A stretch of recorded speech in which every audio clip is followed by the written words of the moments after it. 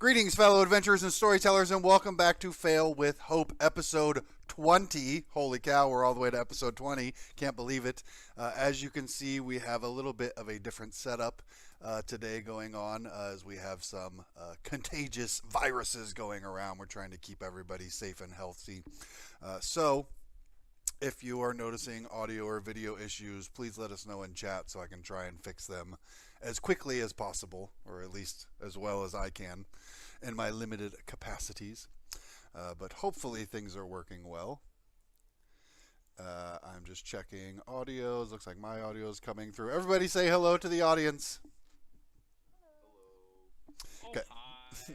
Hello. I think all of our audio is coming through. So we are Fail with Hope. We are a group of friends that have been playing tabletop role-playing games for, I don't know, many years now at this point. And we have started almost 8 years.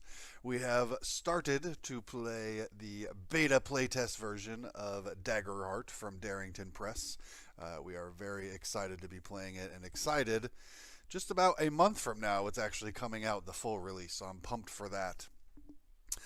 We have been enjoying using this system to tell some stories to share with all of you, and mostly for our own personal enjoyment, but it's nice to share them as well. Our current story has been taking place in the Kingdom of Tarkon, a kingdom recently unified from the various kingdoms about the continent and other government bodies, in a what many would consider a young world in the fantasy scheme of things. Our group have been adventuring around, uncovering some mysteries, some dangers, things to be dealt with by the adventuring heroic sorts, and doing their best to handle all of them as they come about. The most recent danger to be brought to their attention was that in Sunni's homeland of Myr'Aht, there was a recent, what seems like a Shiner incursion. Mass quantities of Shiner attacks being reported, to the extent that many of the Myr'Ahti people are actually abandoning their floating desert island to find safety within the kingdom. And the kingdom itself is desperately trying to get help to the Myr'Ahti people. However, their help comes at the cost of swearing fealty to the High King Tarkon, as he wants to ensure safety and equality for all within his care. You had arranged, or had arranged for you, some rapid transportation in the way of the Winged Dragon Defenders, the Air Force branch of the military of the kingdom, flying you over the lands of Tarkon via their wyverns. Throughout the travel across the continent, you have seen many of the sights and wonders and still uncharted and unclaimed wilderness of this young land.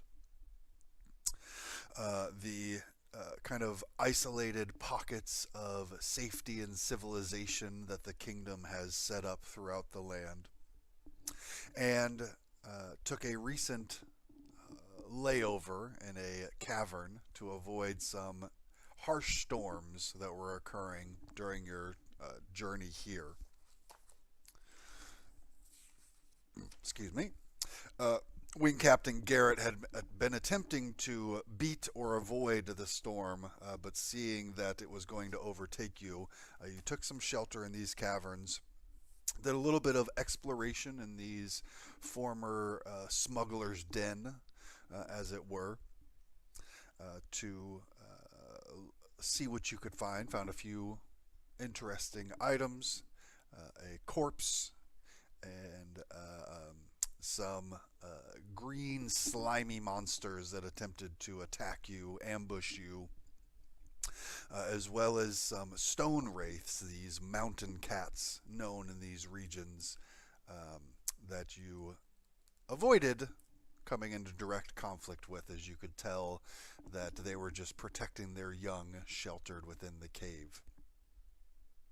Oh, and almost forgot, the world's greatest spy nearly revealed the state's greatest military secret to the first people that she came into contact with after learning this secret. Hudson, you are muted, by the way. Just so you know. I know. First people she comes in contact with. Did you know? But the All the way from the Briarwood, yelling to everyone about Shiner Hole. I don't know. Story develops. You now find yourself having dealt with the ambush and taking shelter in this cavern here.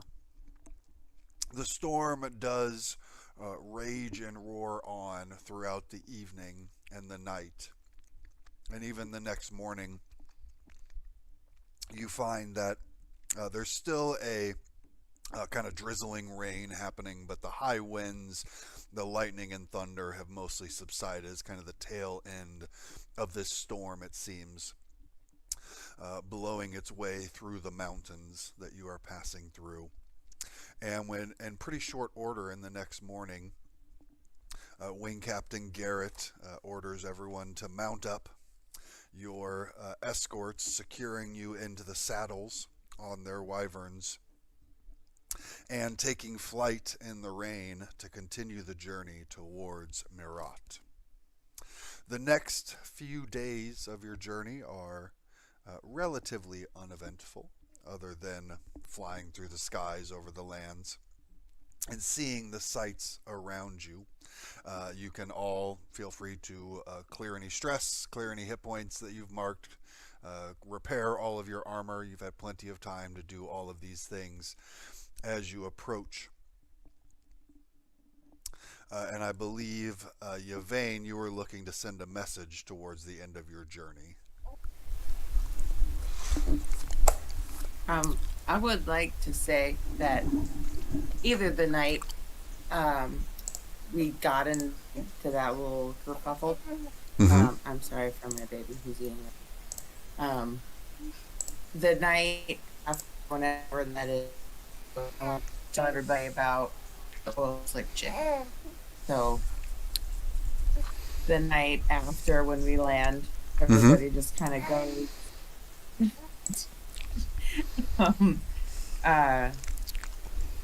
Everybody gets all put up to bed, and I just kind of sidle over to everybody over the fire. We had dinner. It's like, oh, by the way, let's like talk to me today. Yeah, she wants to talk to us. I don't know how to do that. Did she like specify a time and a place? No. She said as soon as possible. How did she speak to you? In a puddle? I'm sorry. My husband's making me do. I didn't quite catch all that. I don't. Oil slick chick. She let us know. Oil slick chick.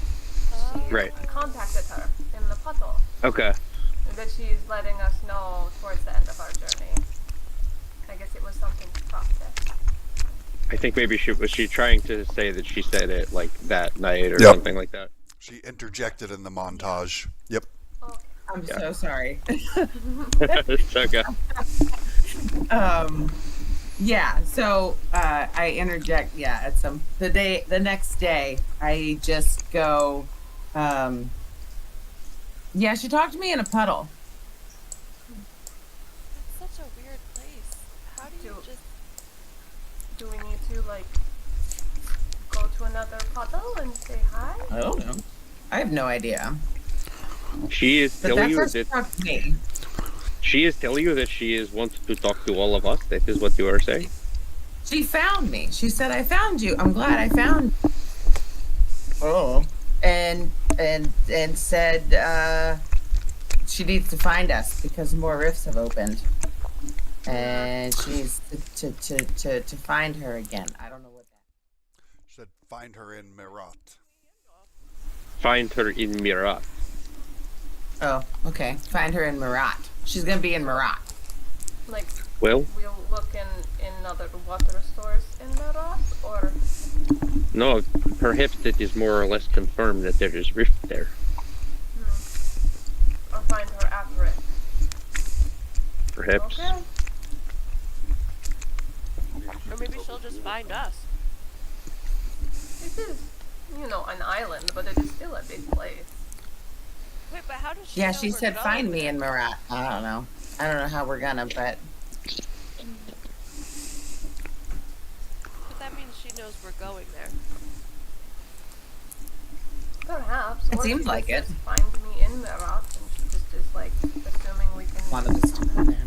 teleport there, or If only she had given us way to contact her or find her. but she is able to communicate with us, and she even knows the names of our places. Duh, that is true. That means that she has some knowledge of this side of dimensional riftage. Which would have to mean that she either is having communications with other people in puddles, or there was someone that did survive going through the rift.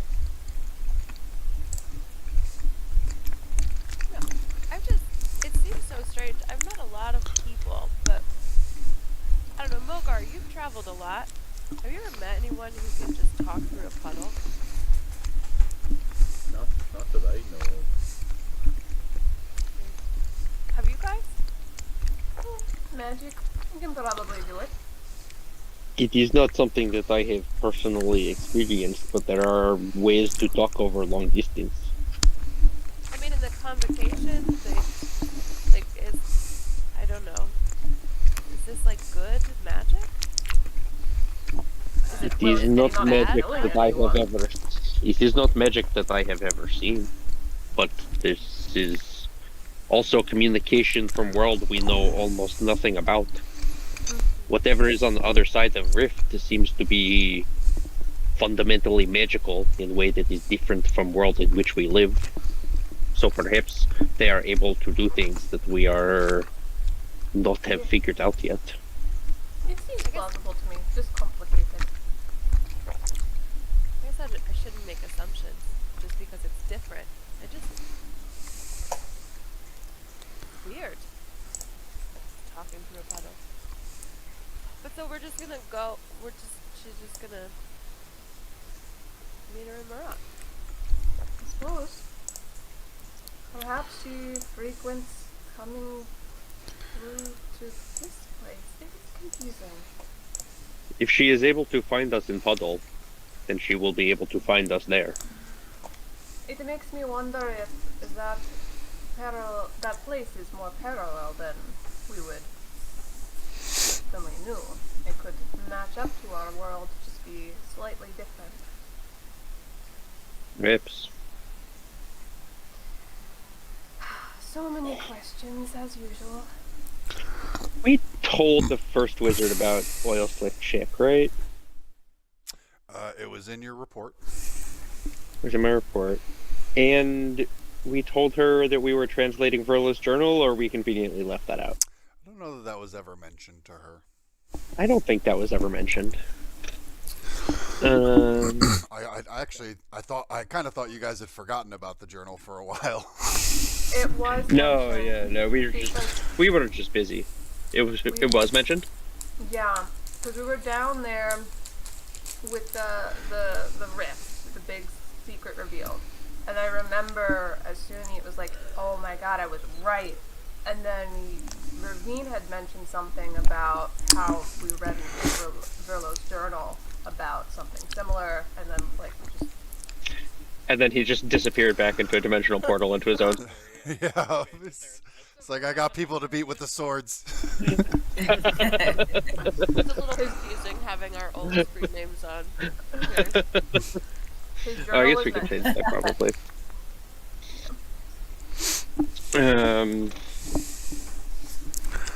Okay, well, Then when we get close to entering Myr'Aht or wherever they're letting us off, I think is like right before border. I would like to send a message to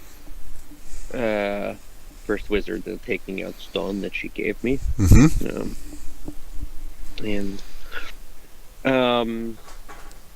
I know that we said that we talked about this at the end of the last game, but I forget what you said. The amulet. When we get to the edge of the border, where is it pointing? The last couple of days, kind of after the smuggler's cavern, you do see the eye kind of move from a neutral position to pointing westward, the way that you are flying. Okay, cool. Then I send a message and I just say, First Wizard, Emrys, this is Yvain checking in. We are on border of Myr'Aht, crossing into Myr'Ahti territory in morning, I think. Journey has been mostly uneventful, except we have received strange communication from Oil Slick Chick. You may remember from Adventures in Briarwood. She is tell us that no more rifts can be opened, and she will find us in Myr'Aht, or we will find her. Also, amulet has begun to point towards Myr'Aht.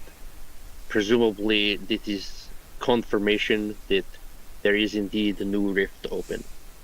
I must ask, we have found information in notes of Verlo Adesi suggesting possible connection between your grandmother and Myr'Aht. Did she, as far as you know, spend time there? Was there a connection? Do you know anything that we should look out for? Hope all is well in Sanctuary. There is a moment's pause. She was in the bathroom. You just like start talking. I also got distracted because people started changing their names and moving the camera's positions all over the screen, so I have to fix all of them again. But she does respond. My name like that. What the fuck? I did my best. Got it. That's Like, yeah. I'll solve the problem. I was and then thinking the just same created thing. a I'm new looking one. and everybody's moving around. Yeah. Did I thought I pressed something. We'll fix all that in a moment. Oh no. I can change it all back. She responds. She responds back. Preceptor Yvain, it is good to hear that the timetable is going as planned. Troubling that our suspicions were correct.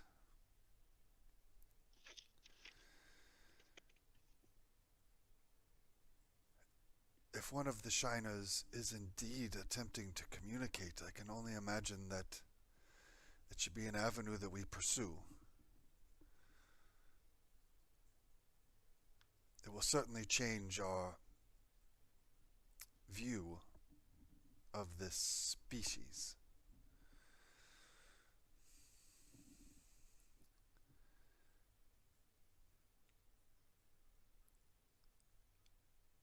Grandmother did tell me she had taken refuge in Myr'Aht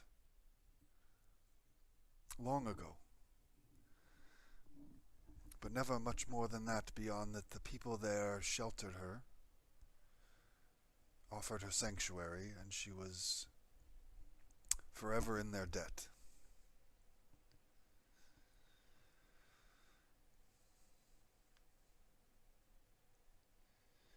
Keep us posted. Stay safe, and good luck.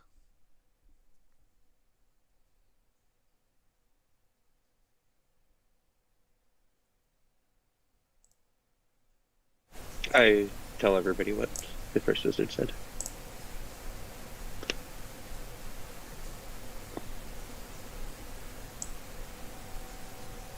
So not everything from that world is bad. So there are good people in there that helped your grandmother. In the rock.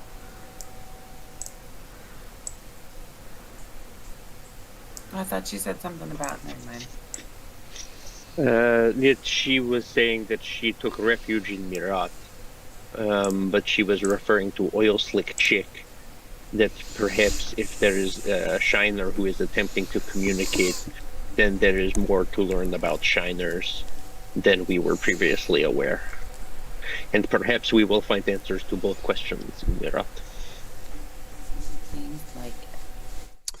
Which, on this final day of flight, with the sun just past its zenith, on the horizon, you do see a couple of things. First, you can see the landscape ending and a shimmering ocean extending beyond.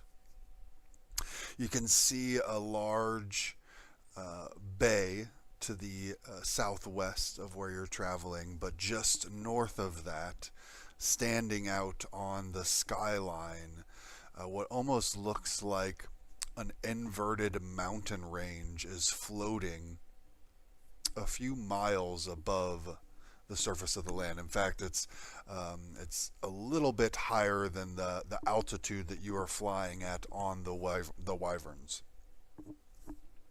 And Suni, although probably not having seen it from this vantage point before, immediately recognize the silhouette of your homeland.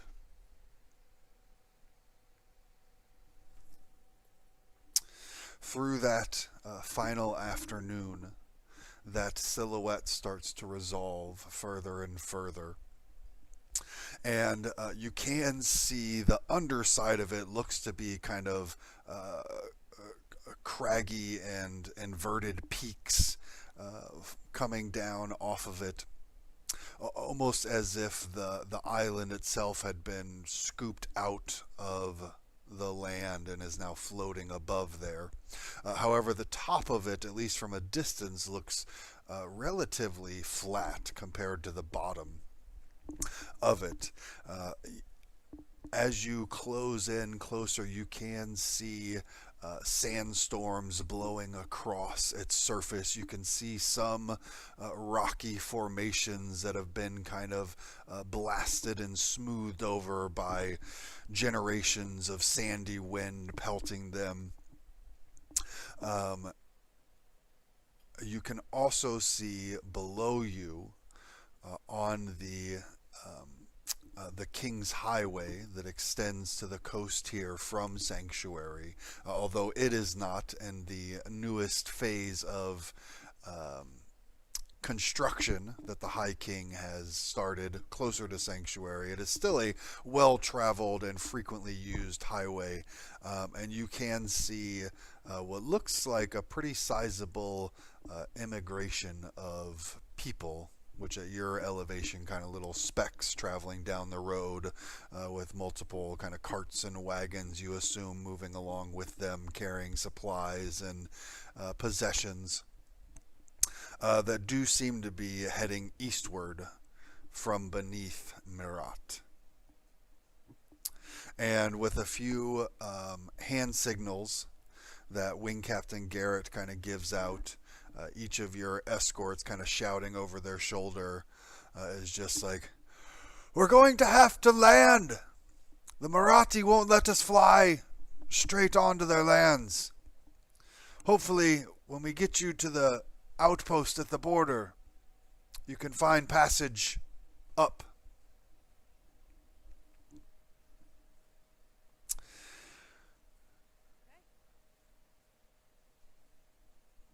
Take us down.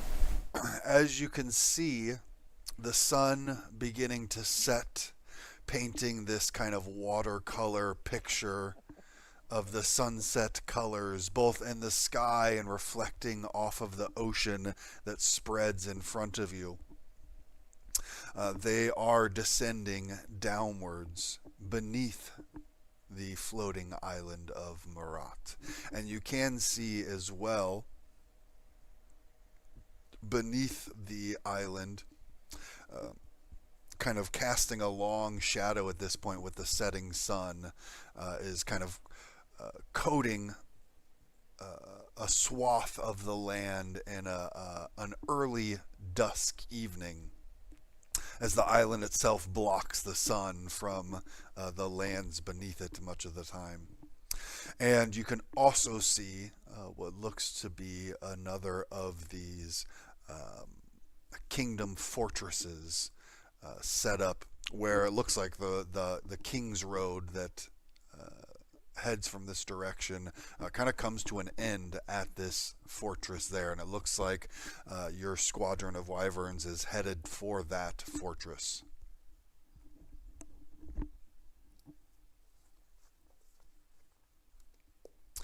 As you descend closer down, you can make out more and more details. Again, the kind of solid and steadfast walls of this fortress, mimicking that of constructions like Fort Louval that you've seen before. Definite signs of being erected magically, as there's kind of a smooth, solid surface to all of the walls. You don't see much like brickwork throughout it. It seems to be one solid piece that's just kind of been risen up out of the ground.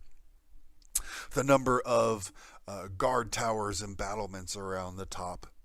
You can also see that there, beyond the walls of the fortress, there is a scattering of a settlement outside of the fort itself, and what looks to be a bit of a tent city that has been recently erected as well, and getting closer and closer towards the ground as the wyverns kind of spiral their way downwards. You definitely spot out among this kind of tent city what looks like dozens, if not hundreds, of Myr'Aht people in their various kind of tawny colored cat's furred coats on them, all of them wearing these kind of like a light linen cloth wrappings over them, kind of the fashion of the Myr'Aht, pointing them out as these people among them. But it looks like Captain Garrett is bringing the squad down within the fortress walls itself, where you can see there's kind of an area cleared off as kind of a landing pad for this squadron to fly into. And a number of Dragon Defender soldiers are kind of coming out to prepare for your arrival and greet all of you. As you do swirl your way down and alight within the fortress walls itself, you can see a dwarven woman with the Dragon Defender's armor and uniform is approaching quickly.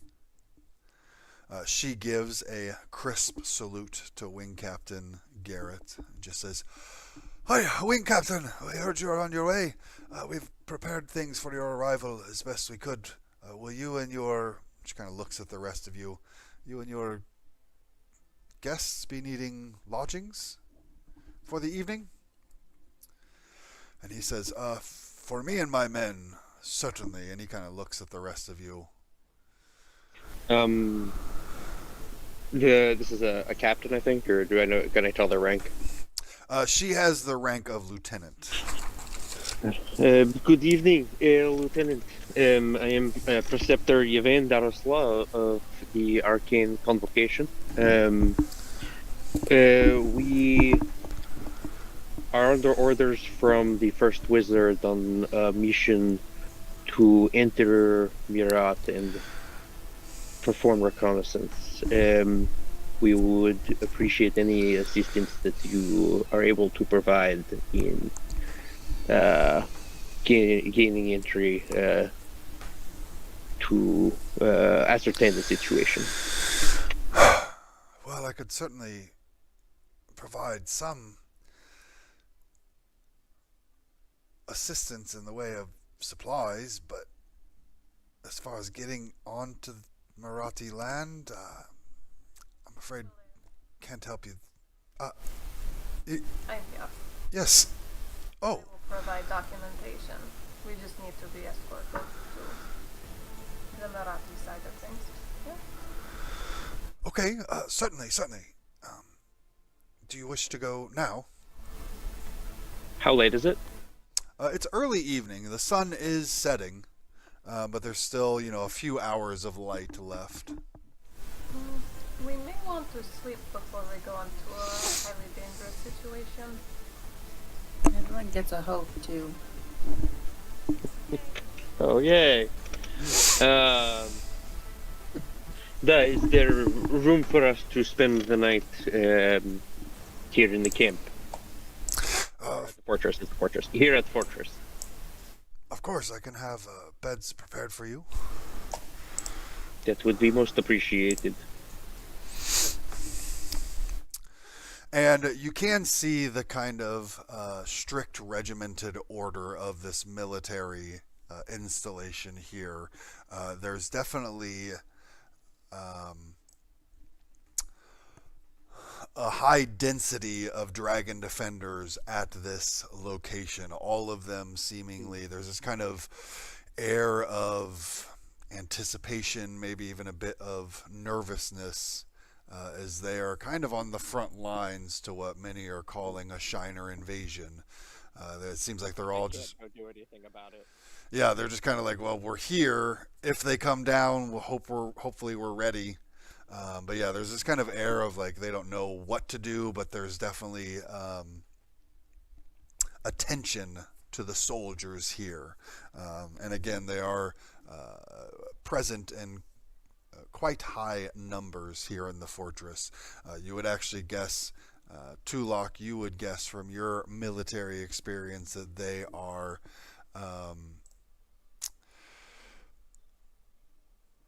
likely at or above capacity for a fort of this size. Okay.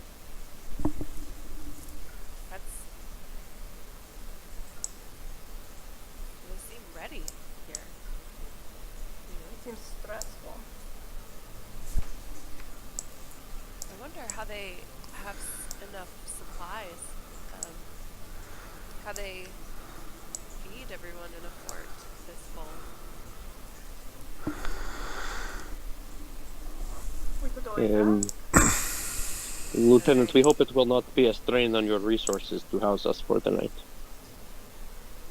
Oh, no, not at all.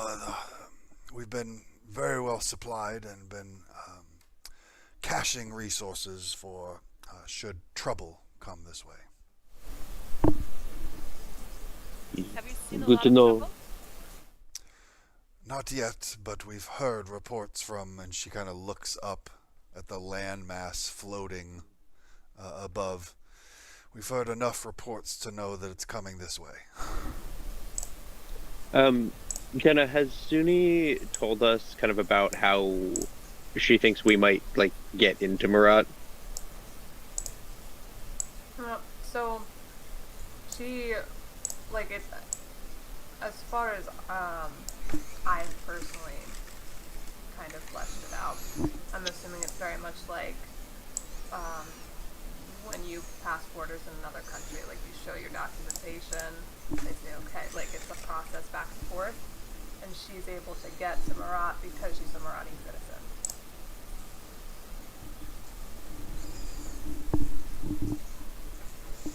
Not so sure about bringing a gang, because that's something that she was never, like, she didn't learn how to do. That's not normally a thing, because, like, people don't normally, Go out and come back with company. Well, yeah. yeah. And and not just a gang, but agents of neighboring High Kingdom on a clearly war-related mission But- into a war zone. But it's not unheard of for there to be like guests every once in a while, some merchants, some dignitaries and stuff. So, you know, here's hoping.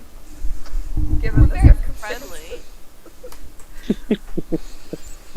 And she also did send Raven like back in Briarwood saying that there is something clearly wrong and stuff. So, if nothing else, she has more information to share. I'll get in. We'll know. You guys are going. But I don't really want to go in there by myself. Do you know if you, just assuming that we've talked about this sometime in the past few days, do you know if you have like connections that we could call upon, or like can we drop names or something if we have to? Keeper Yelna. I think it's Yelna. That's the person. Oh, wait. Elder Yama. Elder Yama. That's what my notes say.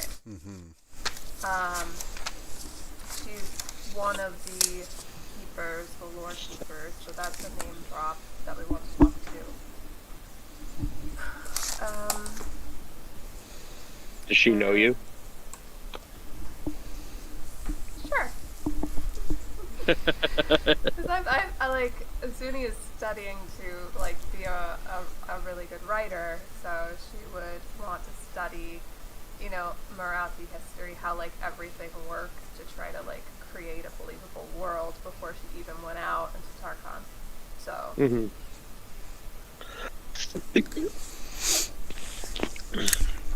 Cool. Okay. Well, that should be helpful. You can see the density of soldiers massed here in the fortress. Quite a few of them look to be kind of like running drills and exercises, keeping their skills and their weapons sharp.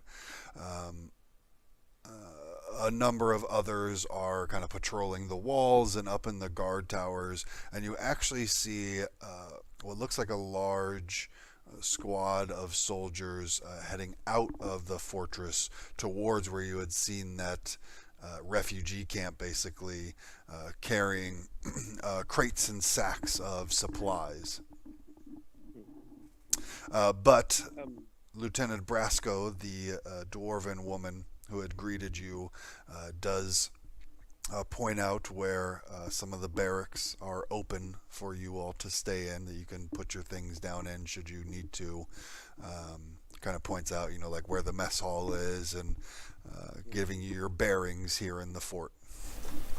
And the lieutenant, do they see? I mean, I imagine that there's somebody higher up who's like in charge of the fort. Yeah. Have we been told like to contact them? No, not really, right? No. Okay. We're trying to maybe fly a little under the radar. I don't know if it's so much that, but it's more the kingdom's military isn't much help in your current mission. So they're aware that you're coming, they're aware of what your mission is, but you're kind of on your own for the most part as far as like getting into Myr'Aht and doing your thing. Okay. So like Lieutenant Brasco said, they are willing and able to help as much as they can. But yeah, your mission is taking you outside of the kingdom and outside of the jurisdiction of the Dragon Defenders. Yeah. Totally.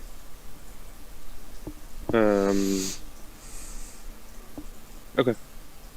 I think when we get settled, I would like to see if the commander of the fort is available to chat briefly. You ask around a bit, and are directed to the structure that houses the kind of the command structure of the fort.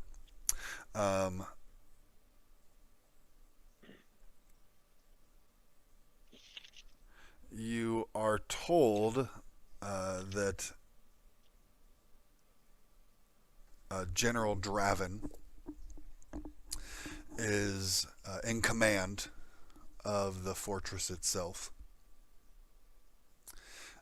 He is apparently in plannings and meetings much of the day, but they can arrange for a meeting with him this evening, and so you wait for your allotted time.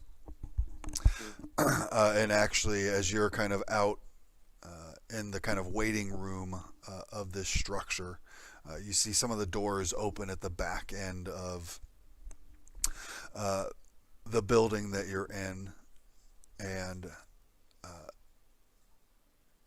striding out, you see a number of what look to be officers of the Dragon Defenders, all of them kind of surrounding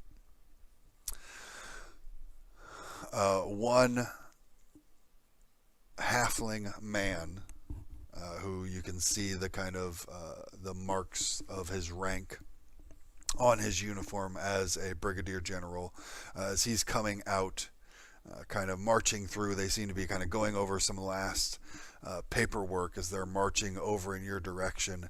He stops briefly and he just says, pointing at you, he says, "Preceptor Yvain from the convocation." It's a pleasure to meet you. I assume you are General Draven.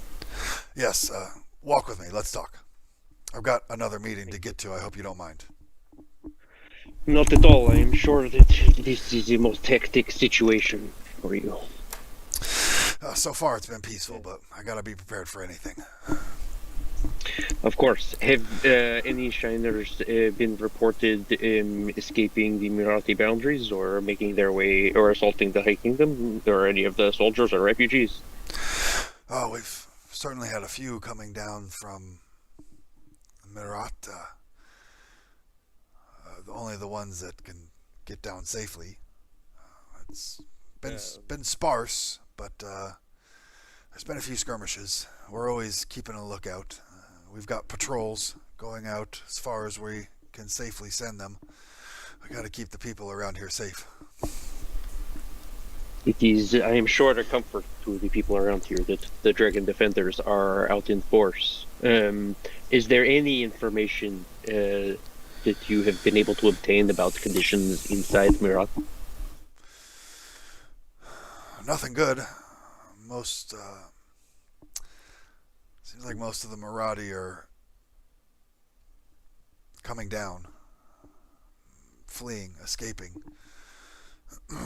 We have word that many of their leaders are still holed up in Ob. So the ordinary folk are doing whatever they can to escape, but the leadership is holding firm for now. Best we could tell, yeah, they seem to be relatively safe, and they're doing the best to keep as many of their people safe as they can, but those that think they can get to us safely have been doing so. There's still a good chunk of the population up there. I can understand them not wanting to leave their homes. I certainly wouldn't want to. But we haven't been able to get too much contact with them recently. There has been no contact recently with Myr'Aht leadership? Not in the last couple of weeks. We got word from a few of the Myr'Aht fleeing that apparently the Arid despot has taken over Ob. The Arid despot? Yeah. And Suni, you immediately recognize the name of an ancient dragon that resides in the kind of central northern areas of Myr'Aht, and for the most part the Myr'Aht people steer clear of him and he doesn't bother them. He has his hunting grounds and his lair that he is in. For him to have taken over Ob is unsettling. Says, yeah, apparently he flew in a week or two ago. Anybody that was left either fled or we're afraid didn't make it out. That is most disturbing news, General. Yeah, you're telling me. I mean, we're trying to get up there and help, but if we can't even reach the, uh, if we can't even reach the makers, I mean, what are we supposed to do? Is there... well, let me back up for one step here. I am sure that First Wizard has communicated to you that she has sent us to try to enter Myr'Aht and gain whatever information we can about conditions there. You are know this, of course. I got word. The, if we are to present ourselves as there is somebody to talk to at the border and try to talk our way in, or perhaps it is best to attempt to circumvent border controls. I mean, speaking as a dragon defender, we don't enter foreign soils without proper authority. Of course. I would certainly speak to the Myr'Aht, get permission to enter, but sounds like your mission is high priority. You might have authorization to do things I couldn't. Well, we would prefer to make contact with Myr'Aht leadership as quickly as possible, if that is possible. But it is sounding a little bit from what you are saying as if chain of command or whatever political authority there is over there is beginning to disintegrate. I mean, it could be. It sounds like they were sounded like they were holding strong, doing the best they could the last contact we had with them. Okay, well that is reassuring at least. They were being as stubborn as they usually are. They assured us that they didn't need our help, that they could handle things themselves. I don't know anything at all about stubborn Myr'Aht, of course, and I don't look at Suni.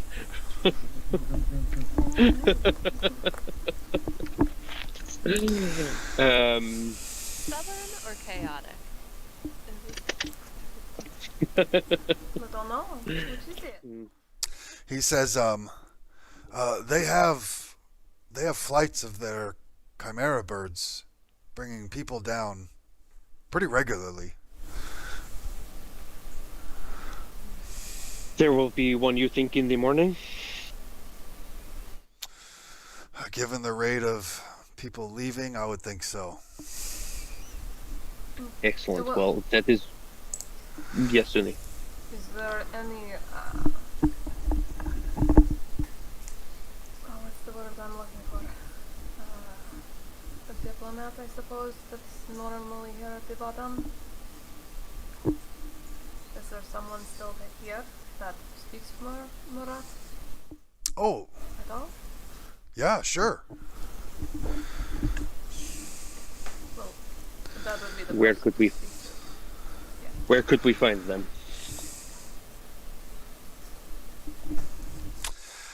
The keeper, she's, we're not too far. I can bring you there. You are very busy. You do not need to go out of your way. It's mostly on the way. I can point you in the right direction. That is most kind. Thank you.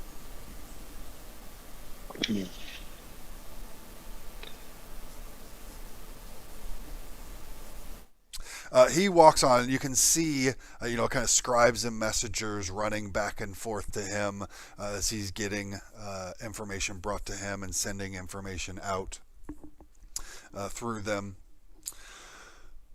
As he continues walking and speaking with his other officers, he does come down to where he, near the outskirts of the fortress, he kind of points down a side street.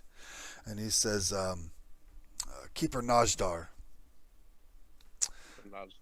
They stay in that building just down there. Perfect. Thank you.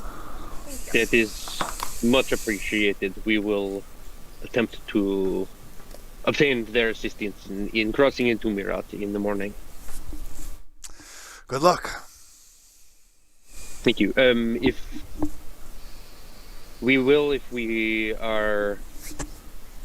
If we find anything that you keep ears out for message in case we are able to get word to you about anything urgent. I always do. Thank you, General. And I think we go off and try to, off down the street and let him go on his way.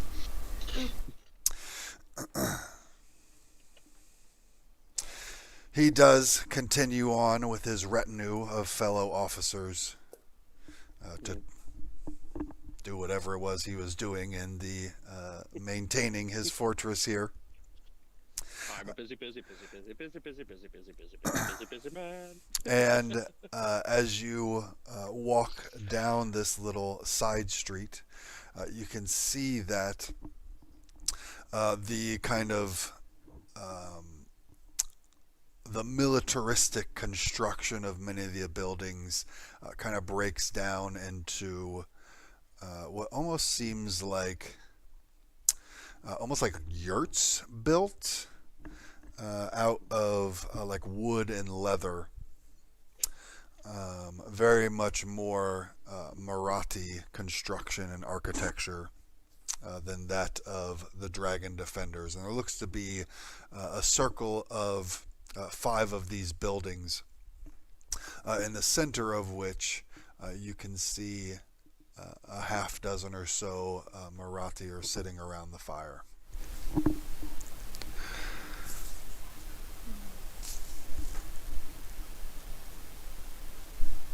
Well, are we going to mingle and chit chat with everyone, or? Mingle and chit chat was not exactly how I would describe it, but I think that it would be good to talk to them. Sure. But perhaps Mingle? if you would like to Chit-chat? take lead, Sunni, these are your people.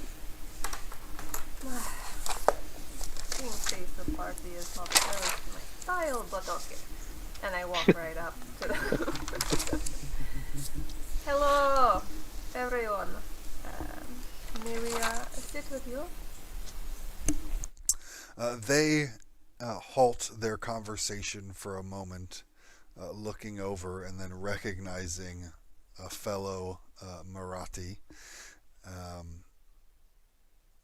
They kind of make room at the fire for you to sit down.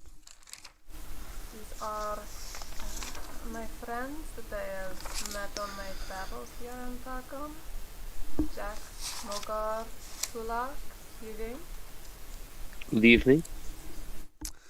They all give a brief bow and raise their hand as they just say, "May the moon and sun guide your path." Thank you as well. You can see, despite having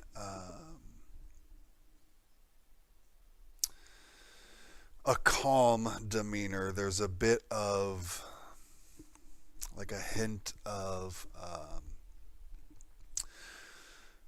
desperation in their attitudes, a sense of loss in their demeanor. And one of the Myr'Aht, wearing these kind of linen wrapped light fabric wrappings around her, and she has again this kind of sandy, tawny colored fur with these black tufts on the tips of her ears. She gives the same kind of bow and a raise of the hand, and she says, "I am Keeper Najdar. How may I be of assistance?" Perhaps maybe you would recall It was not too long ago that I passed through here on my way to Sanctuary so that I may be able to travel and learn how to become a proper writer. She gives a little bit of a smile and just says, "Another young traveler to head out into the world, to learn what it is to create. I remember your passage."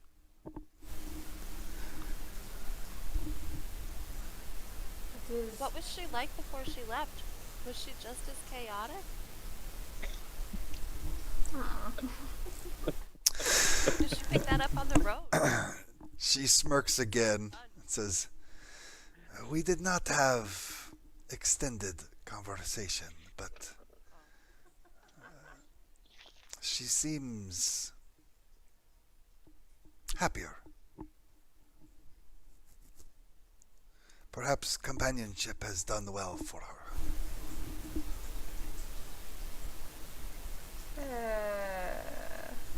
Anyway, I am here. Let's continue previous conversation. It is unorthodox for me to return to Myr'Aht so early, and these are very unorthodox times. But we are looking to go to Myr'Aht, me and my companions, to try to help. We have information about the world that could aid. She looks around at the rest of you, looks back at you, Suni, and says, "So I take it you are well aware of the troubles that assail our home." I have a good picture painted for me by now. "You, traveler Suni, of course, are always welcome in the sands of Myr'Aht. But these are troubling times. To be letting outsiders within our lands, they might exploit the weakness they see upon us."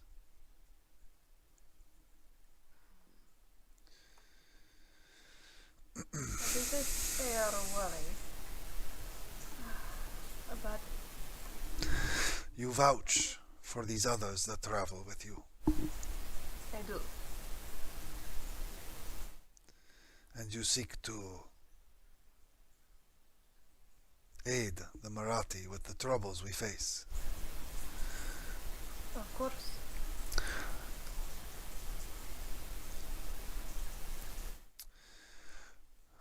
Suni, if I could have you make a presence roll with advantage. So advantage is you add a d6 to your total.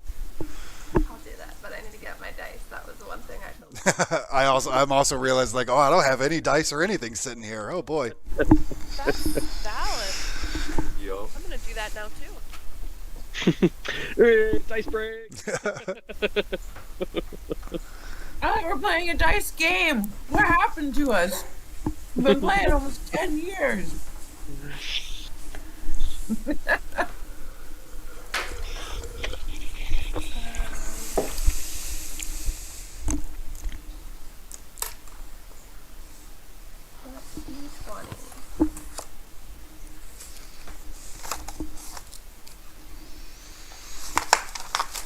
Do you have any experiences that you could add to this?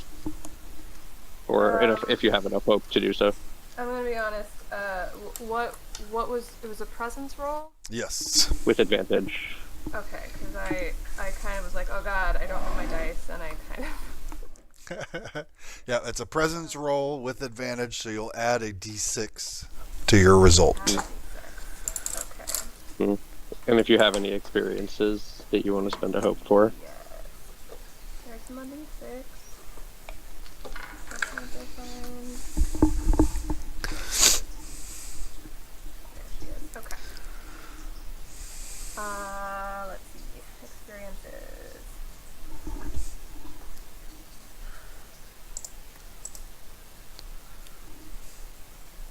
I guess gambler could work for this.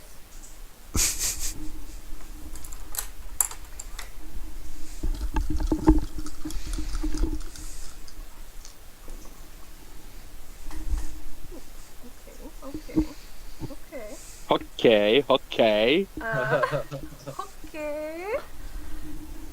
Let's see. Math.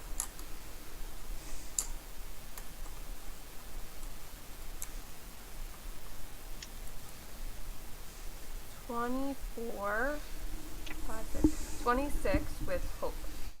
Take a hope. As Keeper Najdar just says, kind of looking around at the rest of you again and just says, I cannot deny that the troubles that assail our home are certainly larger than we are used to. I can arrange for transport to you to the sands of Myr'Aht in the morning unless you need to go sooner. Well, I did think it was wise to sleep than take in the whole day, whatever that day may bring. I don't know. What do we want to do? I think that it would be best to go in the morning so as not to arrive and immediately have to find a place to sleep. That is what I figured. I was actually thinking the opposite. I think we can get there as soon as we can get there. There's things happening all over the place. Don't we need to kind of figure it out? Or get where we need to go? Duh, but we would arrive just as night is falling in a strange place filled with hostile creatures. Now, one of our party members is from. Well, yes, we can get it. We would need to travel to Ob, and that there are two main cities in Myr'Aht, Ob and Gatru. Ob would be the closest, and it seems to be the one where the dragon, Daggerheart, is, and the council is. Actually, Keeper Najdar, do you know Gatru? Is that where the Shiners came from? We are not sure where they are coming from. Somewhere in the heart of the deserts. Is Gatru okay? Have you heard anything? We have. Anyone came from there? We had heard they were having similar troubles, similar attacks as they faced the Nob. Many of the people also fled to come landward to the kingdom. Much of Ob as well was evacuated for safety, but many of the makers refused to leave the Depository of Worlds unwatched. Of course, this makes sense. Has the despot, is he trying to gain control of the depository? This I do not know. I only recently heard of his takeover. But I believe he has taken over the surface, and she kind of gives you a knowing look. I see. Well, that is actually good news. Why he would choose now to come and take over the city, I do not know.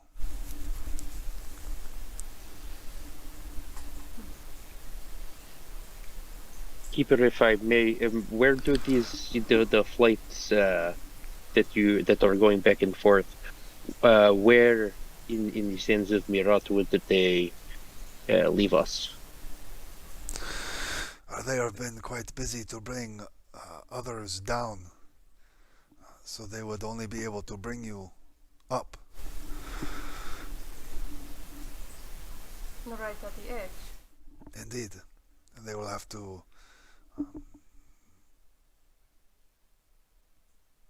We will make our own way from there, of course. bring others down. Their days are filled, their flights are filled with people trying to leave. We would not want to interrupt the flow of refugees, of course. It is not so bad. Potentially, the refugees were using sand ships. We might be able to speed up our travel tool, depending on what the refugees are leaving behind. There is apparently quite a collection of goods and vehicles that are being left behind on the border. It will be good How- to be in a vehicle rather than on foot. That is for sure. How long does the flight take to rise to Myr'Aht? An hour, maybe less. Depends on the winds.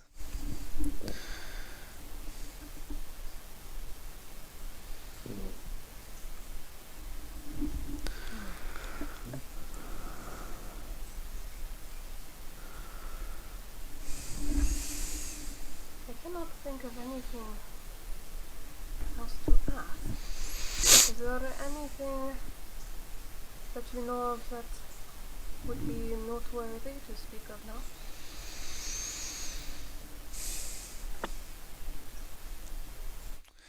As I said, many of the makers shelter beneath. If you could make contact with them, they might have more information for you, what we have heard down here. Frequent attacks from the Shiners. They have apparently riled up a number of the other local fauna. Many of the beasts of the desert are touchy, hostile. Perfect. Keeper, is there a flight that you expect tonight? If we were to go tonight, would that be possible? Or are they done for the evening? Our flyers do their best to always make themselves available to anyone that comes to them at any hour of the day. There are none scheduled for the night, but they might be coming down at any time with more people trying to get out.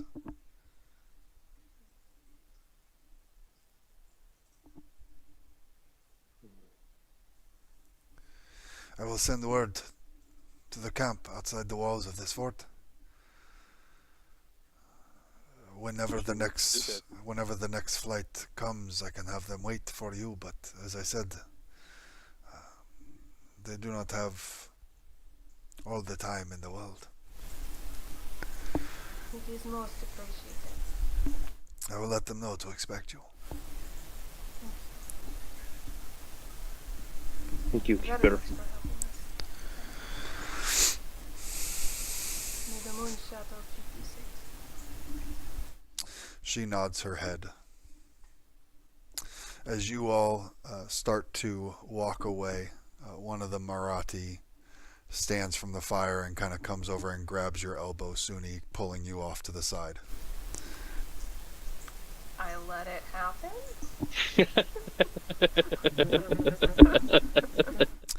He gets you just a little away from the rest of the group to where he can speak softly, and you see him shooting a glance to the rest of your party, and he just says, "You would be wise to keep an eye on those you travel with. The High King has tried to sink his claws into Myr'Aht for a long time now. how convenient it is that now we have such need of his protection, don't you think? Oh, I have thought about that for many days while traveling here. Do not worry about that. But it is something to consider if it is the difference between annihilation and saving. What then? The Myr'Aht are strong. We will survive. Well, I certainly hope so.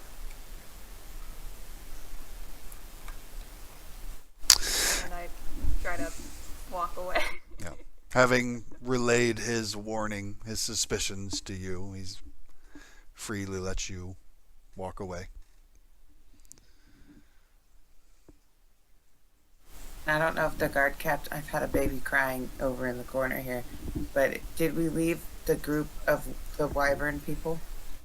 Yeah, they set about tending to their mounts, and they apparently have barracks to sleep in as well. You could find them here if you needed them.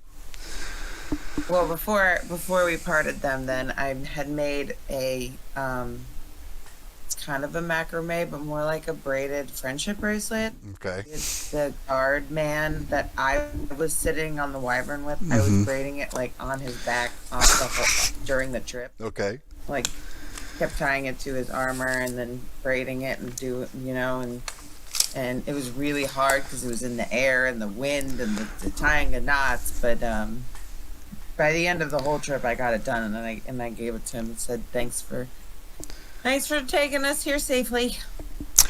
You see this wing defender, this kind of stiff military posture, holds his hand out and takes it, and you can see he looks down with a little bit of surprise on his face.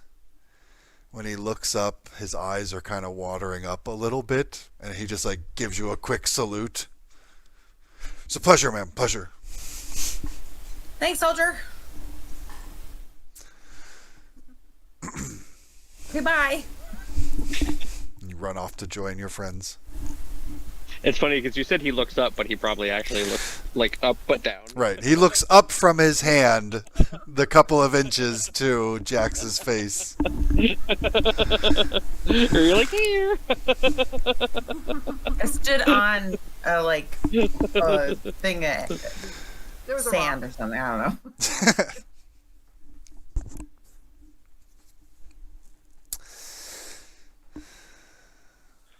know. So they're gonna send word to us if a flight comes down, and otherwise we're kind of at liberty for the evening, unless we get word that there's a flight ready, right? And leave. Yeah.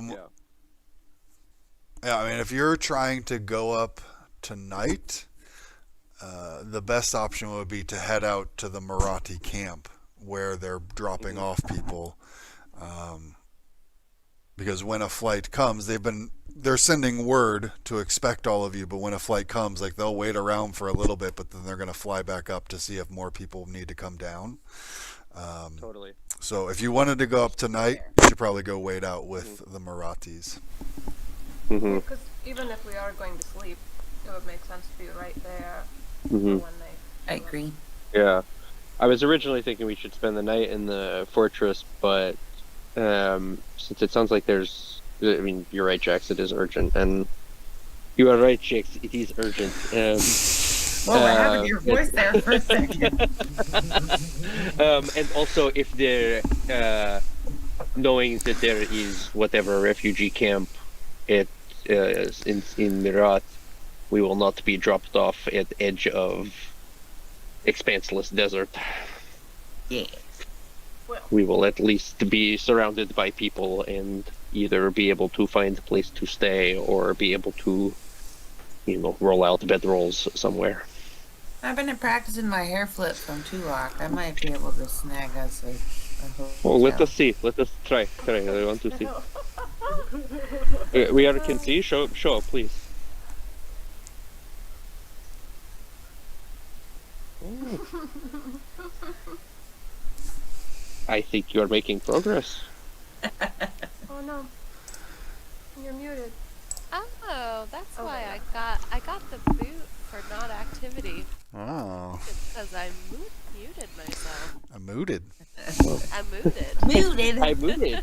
I'm muted. That was a very nice hair flip, though. Well done. I'm so proud. And honestly, it kind of gave you a little bit of that, like, wind wave. It really looks like you're a little wind blown there. It's excellent. It's very beautiful. My hair has never crimped or been blown in its whole life. Yeah. Then you press Wonderful. the vegetation and make it blow. It's so straight. Wow. It's amazing. Yeah.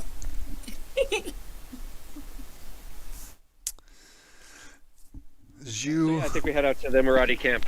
head out of the solid fortress walls, and you can see it looks like there was similar to Fort Louisville. There's a bit of like an outlying village outside of the fort itself, and this camp has been set up among the village, outside of the village, anywhere that they can kind of find enough space to erect a tent or two. And you can see a number of these tents have been built up. Fires kind of lighting the night landscape around with Myr'Aht huddled around them. You see a number of families and children and elderly that are all gathered around these fires.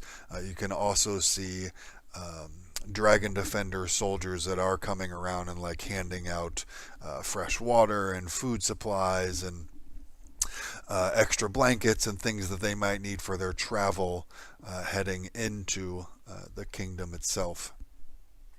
So you can kind of find a spot to set up your own camp around this location, waiting for one of these chimera flights to alight and take you up into the sky to the floating desert island of Myr'Aht.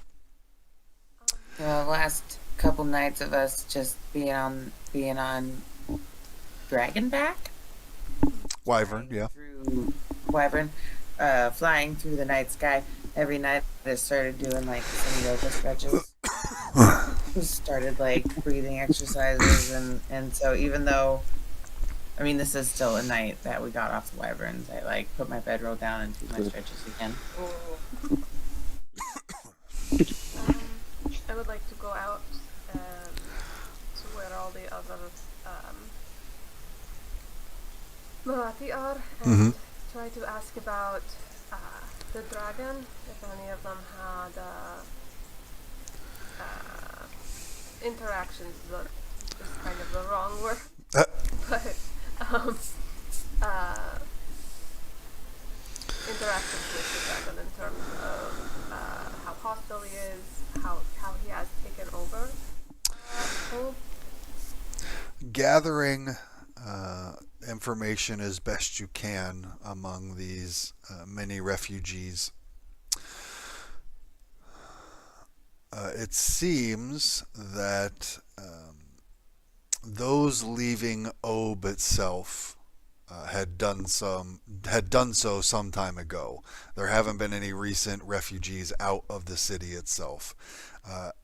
The others, coming from kind of smaller outlying communities and settlements, had gotten word of the arid despot and skirted the lands around Ob with a wide berth. And so most of them don't have too much other than, similar to his last home. If they gave him his space, he didn't seem to want to bother them, but they weren't tempting that too much as they could. But yeah, it seems like anyone else coming in this direction is avoiding Ob as a whole, or more specifically avoiding the dragon. Is there anyone that's from Gatru that I can find, or there's nobody?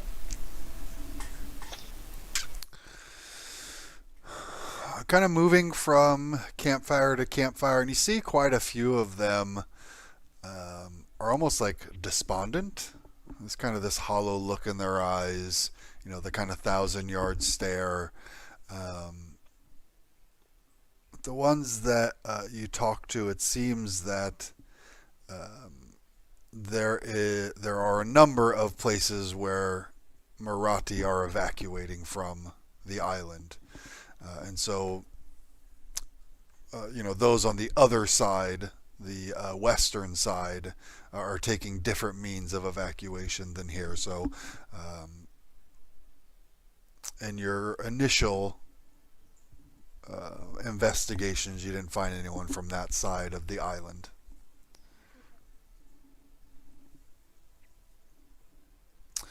And as you all settle in at your own camp among these various camps of the Myr'Aht, waiting for the next flight of these chimera birds to come down and bring you up to the floating desert island itself. Let's take a quick break there and come back with your ascension to Myr'Aht and see what you can do about the troubles that are happening up above. Those of you out in audience land, thank you all for joining us this evening. Please do let us know if there's any audio issues. I'm doing my best to monitor those types of things. I know our cameras keep flicking in and out. I apologize for that. We're doing the best that we can with the setup that we're currently under. Hopefully next week we're back in full force to bring this to you. But we will be back here in 5-10 minutes to continue on with this story. We'll see you all then. Welcome back to Fail with Hope. Let me make sure all my settings are right here. Yes, it sounds like everyone's voices are coming through. Perfect. Thank you. You all, having made it to the border of Myr'Aht at the edge of the Kingdom of Tarkon, are awaiting transport to get you up to the floating desert island itself through this evening. And you are planning on just taking the next available flight, no matter the hour of night. Is that correct? I would say yes. I mean, if we're asleep, we probably shouldn't break sleep. I would say, Yeah, I would wait. Well, how does exhaustion work in Daggerheart? Do we have that? I don't know that there really is exhaustion in Daggerheart, but should it come up, we can deal with it then. I mean, because it would make us exhausted. I would say let's wait. We could give it a couple hours, but if it starts to get late, I think we should sleep and go in the morning. Yeah, I don't think there's much value in waking up in the middle of it's like us waking up at 2 a.m. to get on a flight up to just fall back asleep. Might as well have a full cycle of sleep. And be on the first one in the morning. But if there's a flight soon, I think we should take it. In the earlier hours of the night, after sunset, post dinner, you sit and wait, and no sight or word of a flight of these chimera birds makes it to you.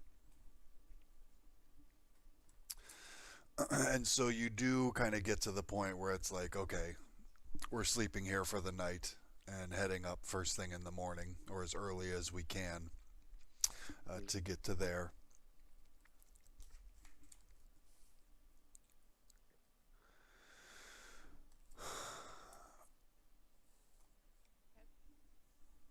Pretty early the next morning, as just the first rays of sunlight are starting to peek above the horizon, the first of you to rise do see what looks like a number of winged silhouettes coming down from the floating island above. And you can see the kind of the grassy area that's been kind of roped off and kept clear for these flights to land and let their passengers disembark to the safety of the kingdom. You can also see as you're kind of getting the others up and getting ready for this travel that a number of the other Myr'Aht here are also getting up pretty early in the morning, and even as the first rays of sunlight are hitting the camp, they're starting to hit the road and head further inland to get away from this Shiner threat. You can see again kind of families with children and some of the elderly loading up into wagons, and some just heading out on foot.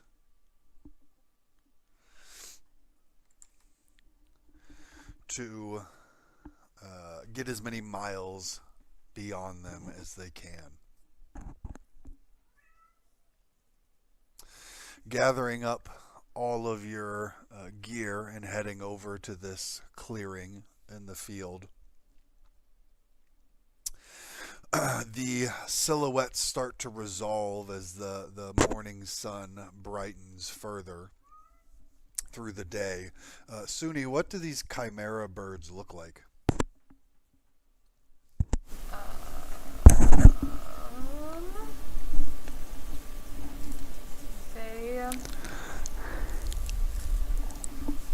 They have recognizable bird wings, and they kind of have like the silhouette of like an ostrich, but their head, like they have like almost what you would think of as like long rabbit ears kind of sticking up, and instead of like a beak, it kind of almost looks like some kind of like long snouted rodent kind of face, like a rat or something. And that's all kind of furry, and it kind of fades into scales a little bit before it goes into feathers. And the legs themselves are very similar to ostrich legs, so they're all scaled as well.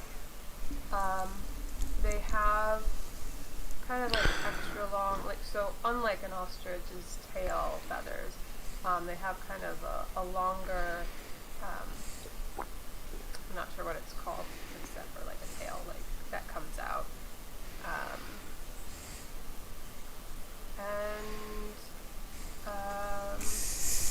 they have a lot of like pouches right at like their chest where like they're holding like people's goods and stuff. Like that's like kind of where the saddlebags are.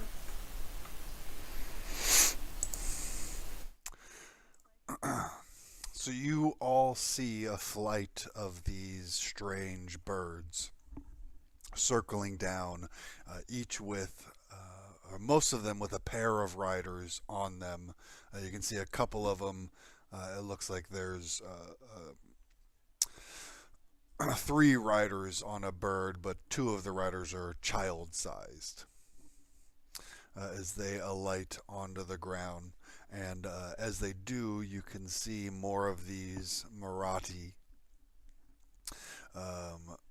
dismounting from the chimera birds, kind of gathering their belongings that they've strapped onto the sides of them as much as they could carry.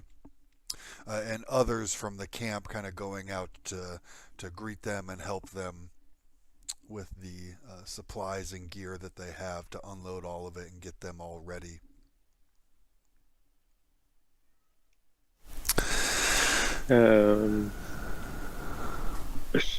Can we, I guess we could make our way in that direction.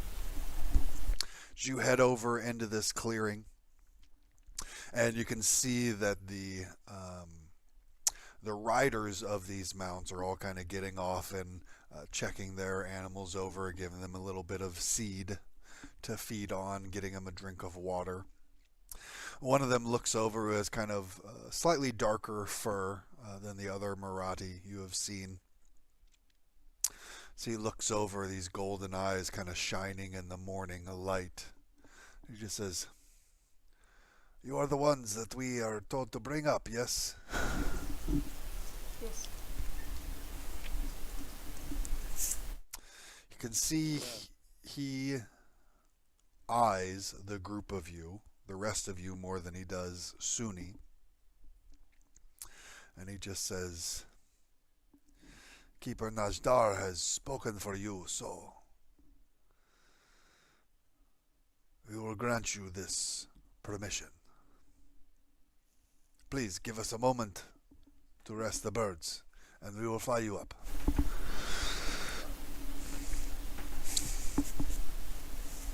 You can see some of the passengers that they had brought down are greeting others down here with embraces and hugs. They seem, both those that were already below and those that came from above, seeming quite grateful to see each other safe once again, reunited in this moment, and kind of getting their bearings of the land down here.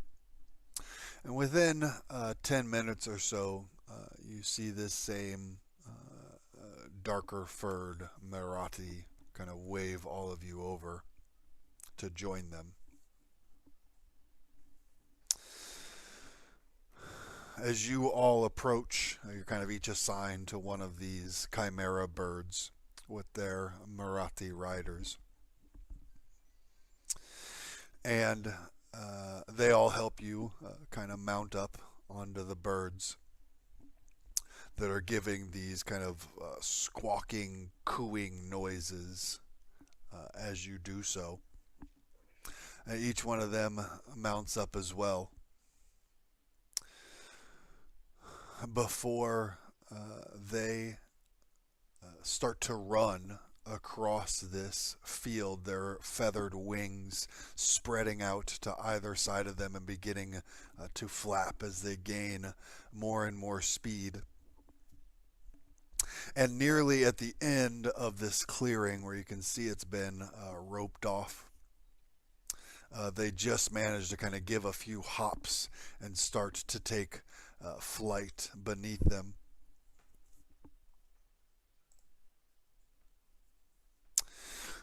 Their wings working furiously to get airborne as they do.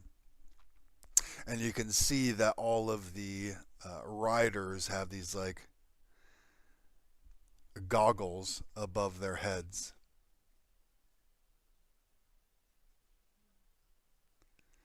That they bring down over their eyes.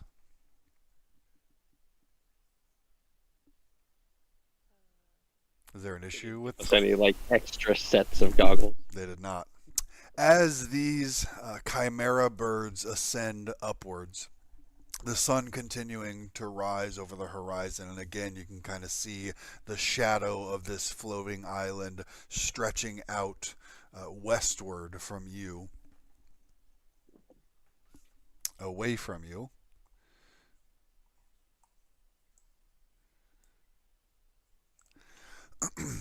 And you do start to notice as you ascend that there is indeed sand and small pebbles kind of blowing off of the island itself and blowing into your eyes. I'll tuck my head into my shell so my hair is getting a nice like wind blown effect. It's just like just hair popping out of the top of your shell, blowing in the wind. Yeah, And it's that's like how it's the same wind that's always blowing on your hair, regardless of how intense this wind is. yeah. But that's why it always looks so windblown. Is every opportunity I have, I'm gonna have it in the wind. I feel like Suni would have had the forethought to have like asked some of the refugees for goggles, but there's probably plenty of them that left goggles behind with their vehicles, so it'll be fine. I mean, Suni probably has a pair of her own. Yes, put it on. But I feel like she would have thought about the group. Little by little, the birds do make this ascent upward, their wings beating and flapping, steadily getting you more and more elevation towards this floating island in the sky. And you can see as well that there are other chunks of earth and stone that are kind of floating about in this area as well, but this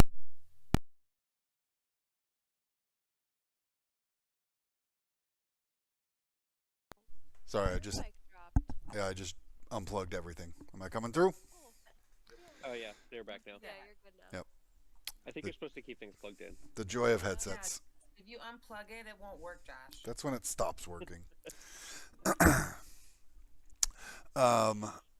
Yeah, these other chunks of earth and rock and stone are also floating around, but the larger body of Myr'Aht takes up so much of the view here as the birds continue to ascend higher and higher up. Eventually, How similar is this to the wyvern, to the flight of the wyverns?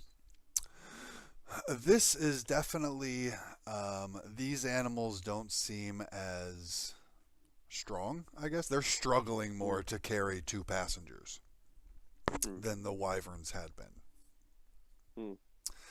And the wyverns had more of almost like a sinuous motion in the air, whereas the bird's flight is a little bit more of like this flapping up and down to it. But after about an hour of this flight upwards, you do kind of break the plane of the horizon of Myr'Aht.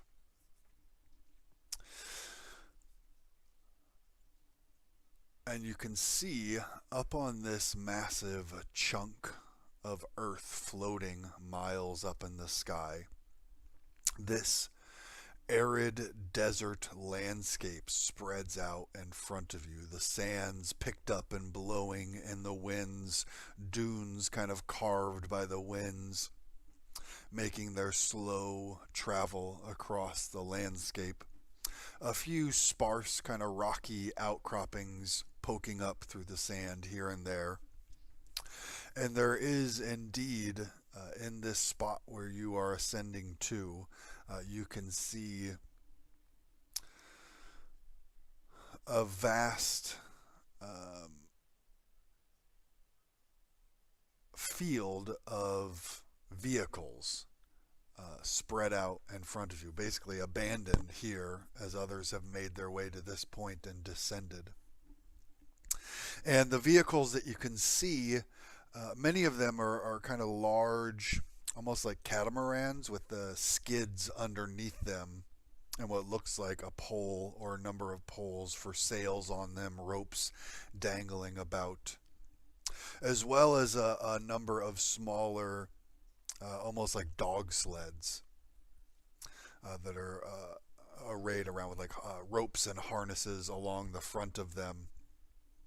All of them, though, basically look abandoned here, and you can see a number of other like packs and sacks and crates of things that were also left behind as the refugees made their descent, unable to bring everything with them that they had hoped.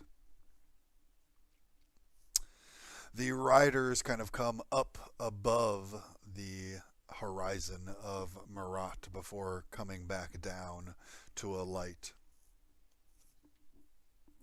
One of them just says, "Well, it looks as if there are no more waiting to come down. We can get a bit more of a break.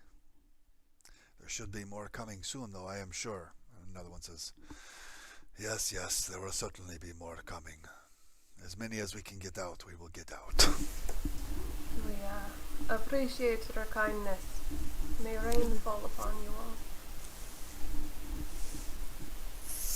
They give a polite bow, raising one hand up.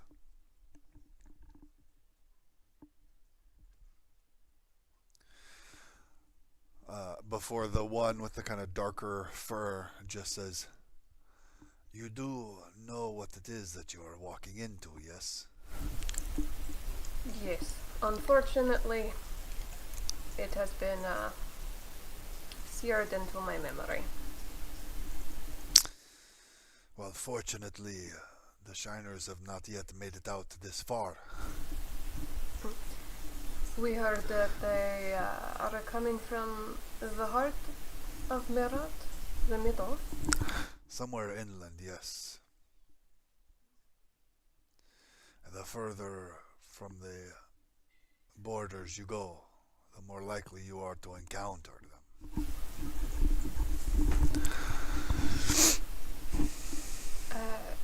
There seems to be many different kinds of Shiners out there. Have you heard any particular stories about the ones here on our land? The tales that we have heard, yes, yes.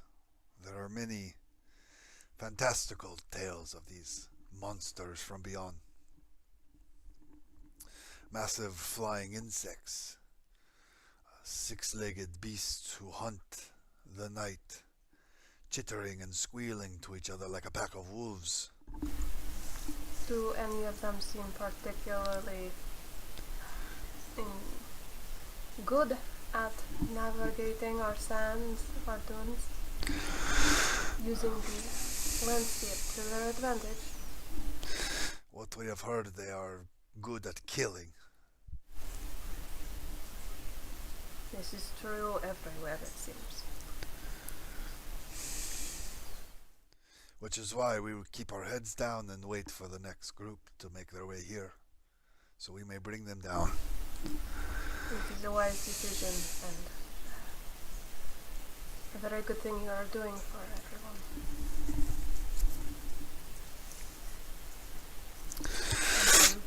I'm going to go towards the nearest stuff that the refugees have left behind and start looking for like what has been abandoned in terms of like headgear, goggles, and any provisions and stuff.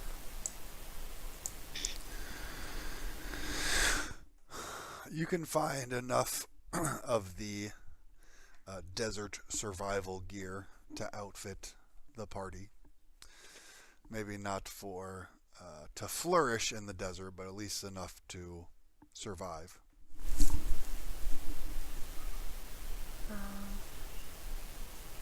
Yeah, I mean, I guess find what we need and load it up on one of the ships that looks like we could easily turn it around and head in the direction that we want to go. Cindy, you are able to steer these sand boats? Well, I have not really gained that much practice with them, I will be honest. It was never really my hobby or profession, but Okay. we will be able to figure it out because the sleds would require animals that... Oh, actually first, these things have been abandoned. The animals that people used like to come in on they're all gone, right? Taking a look about in the morning light, your guess is most of the animals are just kind of set free. Yeah. And you do see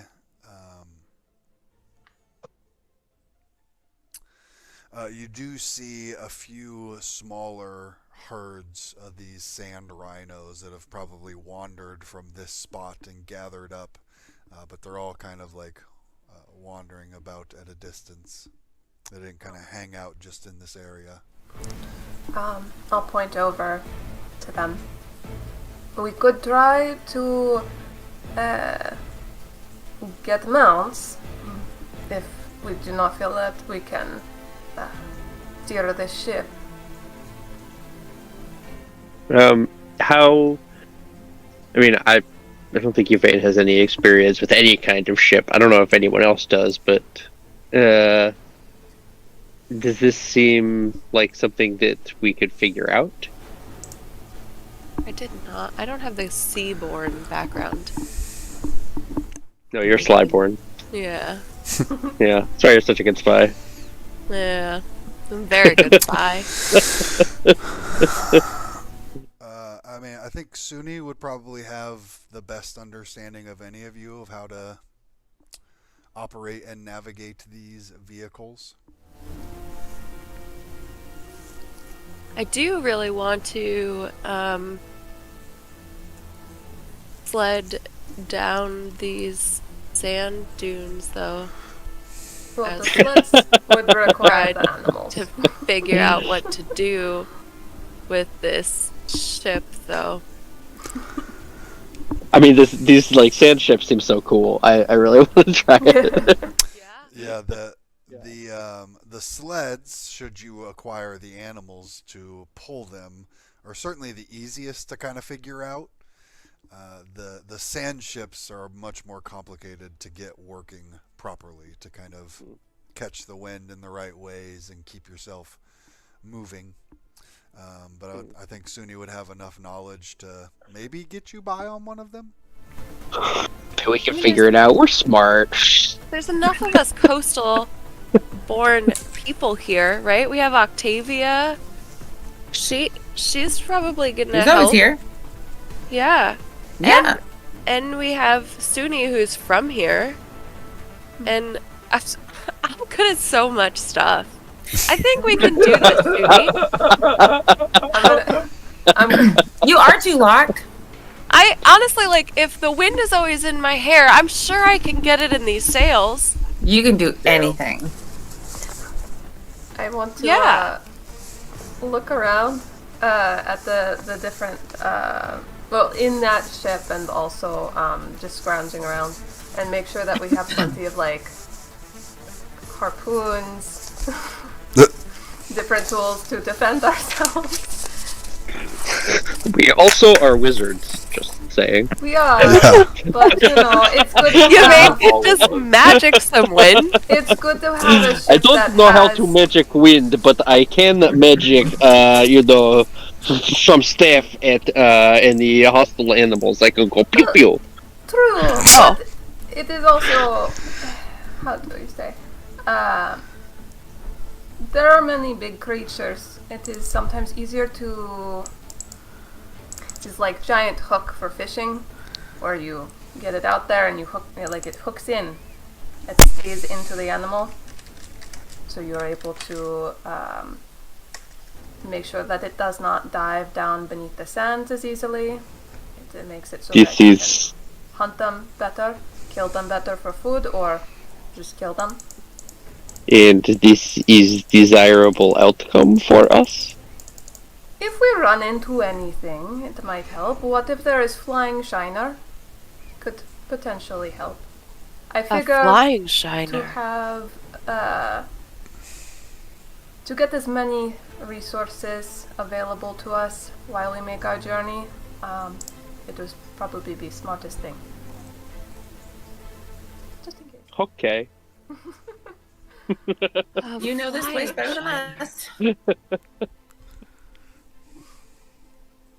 While we're having this, I start trying to get this sand ship thing set up, following Suni's direction.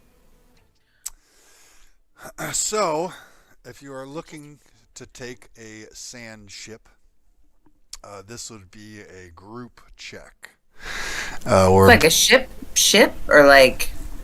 it looks almost like What's a sand ship? it looks kind of like a catamaran. So it has like a deck of woven netting with these sleds underneath it, like a set of 3 sleds, and then it has Like a large runners, sail on it.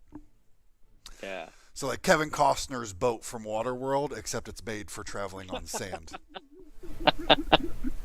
I don't know that reference. Or like, but I was that gonna say sounds she really doesn't know fun. that.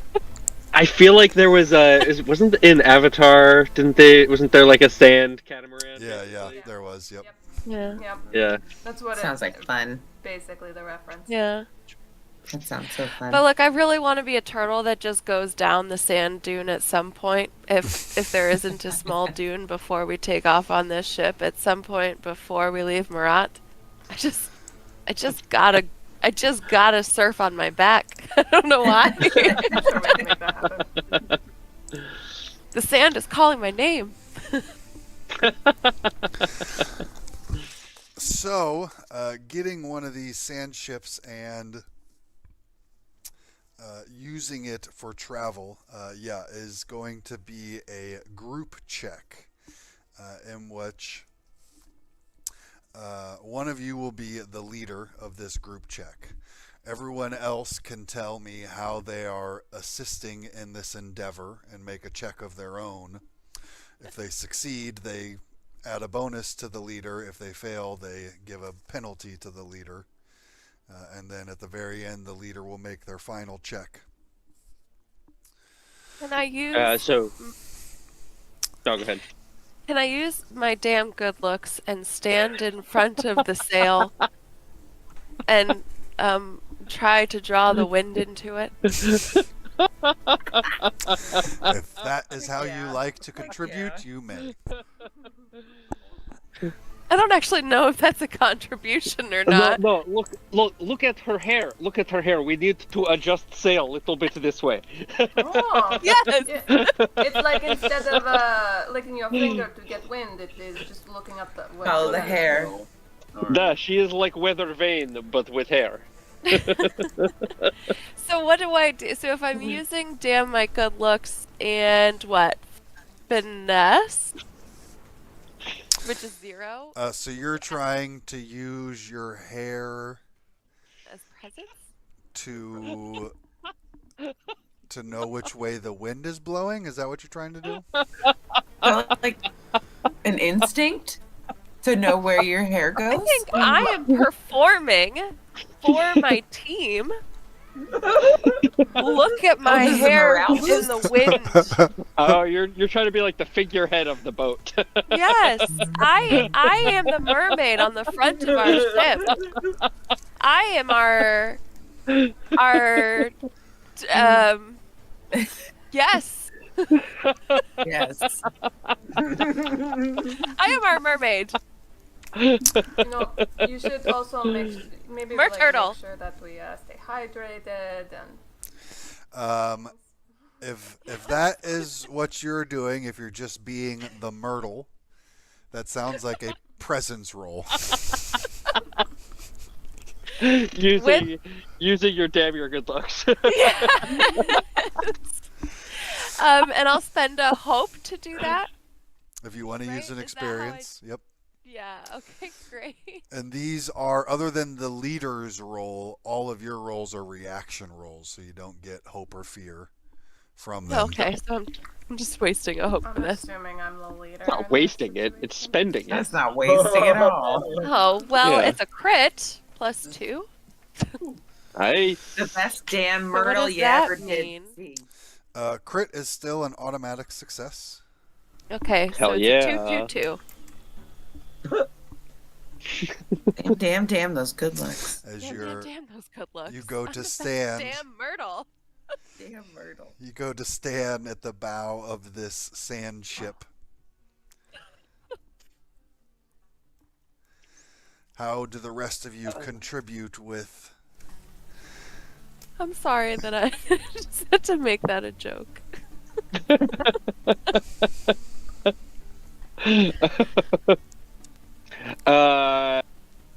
I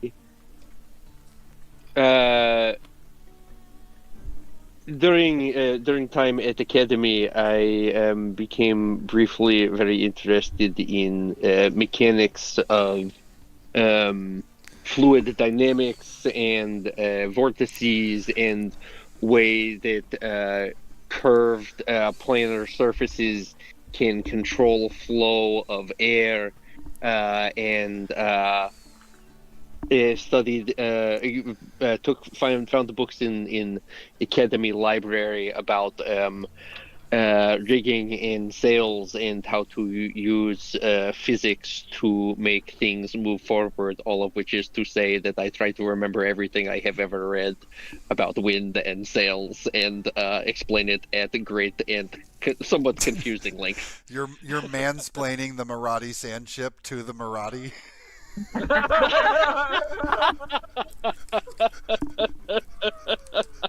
Oh my god. No, that's what I am doing. So, no, yeah, like she's already doing it. I'm like, okay. So if it is, we are one line. Yeah, that line exactly is go, and it is pull the sail forward always, and to have it angled. Oh, I think boom is go like this. Move the thing and the other thing. Prestidigitation, fuck it said.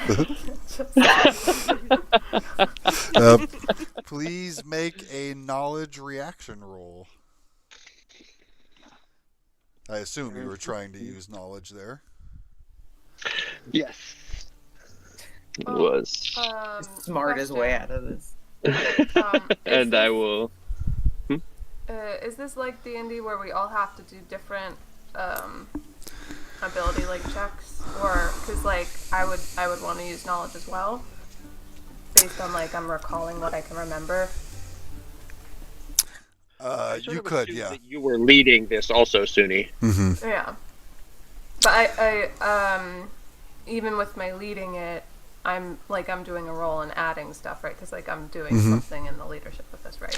It is, So I'm not taking away her ability to use knowledge here, right? The narrative is in your hands. You tell me how it is you're doing this task, and then that dictates what role you make. And I will spend a hope to stick to the mission because I think it's imperative that we get the sand ship operational.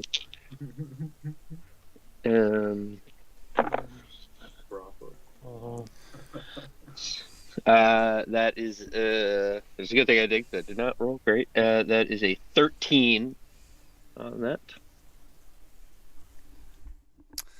A 13 is a fail. Oh Ooh. no! You are saying that the mansplaining is bad choice? That is a beautiful narrative. You irritate Yeah, me so much that I didn't say don't fuck it up, because you were already fucking it up. The difficulty is higher because you were When Suni mansplaining. elbows me in the throat.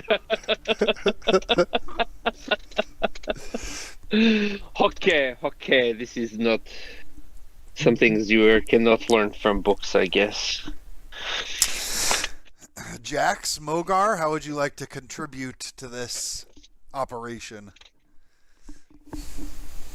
I would like to control the sail by holding onto both ropes and leaning back and just feeling it out.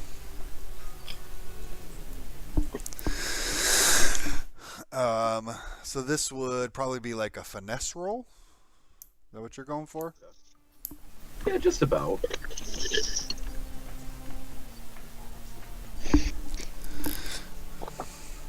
Where'd he go? Crit. Let's go. Wow. Yeah, get it. Yeah. It doesn't matter what the total is if you roll doubles. Oh, okay. Yeah, because even double ones is a critical success. Yeah, so following Suni's advice, you are expertly manipulating the sails to make sure that you're catching the wind at just the right angle to keep you moving in the right direction at the greatest speed you can muster. You're the opposite of what Yavin is saying. You're, saying you're following Suni, Yeah. not Yavin. Oh, no, I understand now. I get it. Turns out listening is better than mansplaining.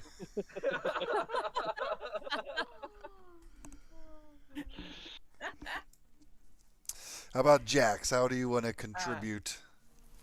So there's a point where we get to oh, I forgot we're in the desert. I was thinking the ocean because ship.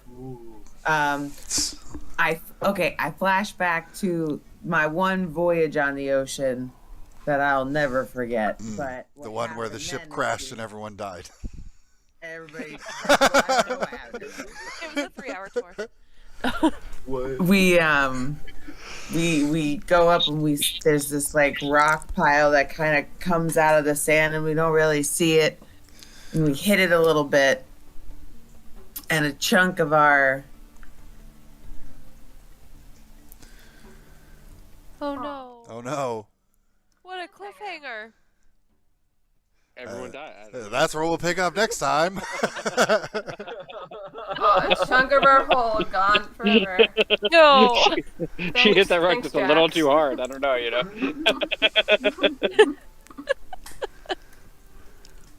It's a real nail biter. Oh, she's not disconnecting. Well, this happened before. She froze in a really awful spot. I did take a picture of it to send it to her because her face was perfect. Sad. I haven't sent it to her yet, but now I have to. Oh, actually, let me get this second one too. You just like zoom right in on her face. Yeah. Good. Oh, what's better is I was making a great face when I did it. So it's both of us together.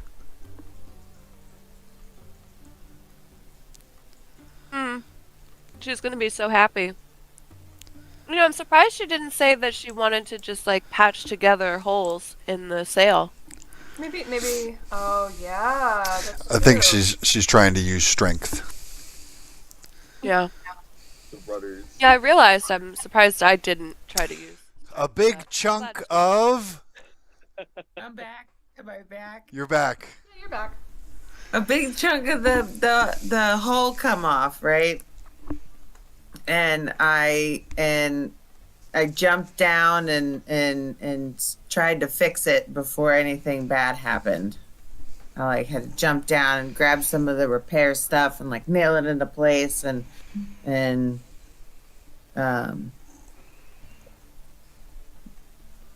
before bad stuff. So like tinkering and repairing, finesse. What are you going for here? Just trying to maybe smash the nails in Yeah. mightily strongly. You can make a strength reaction roll as you try and grab this large, heavy piece and shove it back into place.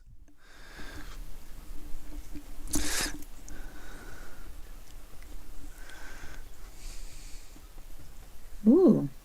24. Phew. I flash back to my ship going down and drowning in the ocean, and I think sand would be even worse. And I work really, I really fixed this hole. Yeah, it's so heavy. It's hot. So Oh with yeah. 3 successes and 1 failure, that is a +2 to the leader's roll. The only thing that failed was mansplaining. As it should. As it should. As it should. Alright, is it +2? Yep, a +2 to your roll. Well, I would like to be, obviously, trying to recall everything I learned from being on ships, being around them, having friends that had some knowledge with them, and also, as a world builder, I want to use that experience because one of the things that I've been trying to do is just learn about all sorts of things in the world and how they generally function to try to create a believable world. Mm-hmm. So this would have been something where I'd have to learn at least generally how it works so that it could believably work in writing. So, wait, is this, so for me it's a hope or fear, right? Yep, correct. Okay.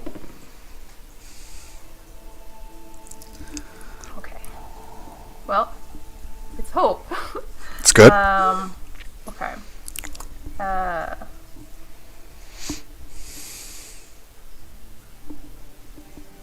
22.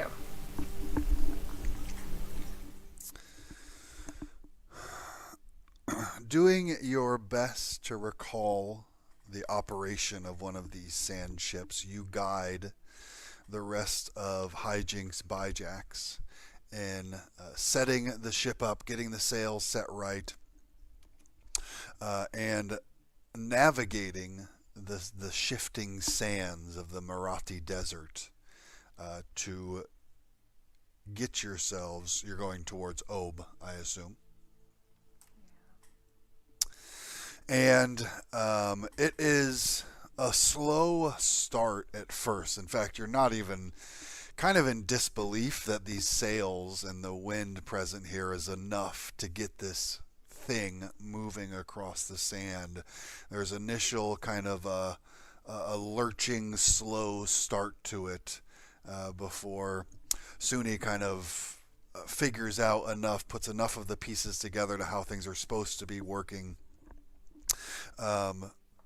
that eventually it does start to pull forward on the sand, and you can feel as the wind starts to catch the sails in just the right manner that the skids underneath this sand ship actually start to lift up out of the sand slightly and start to just kind of glide across the top of it.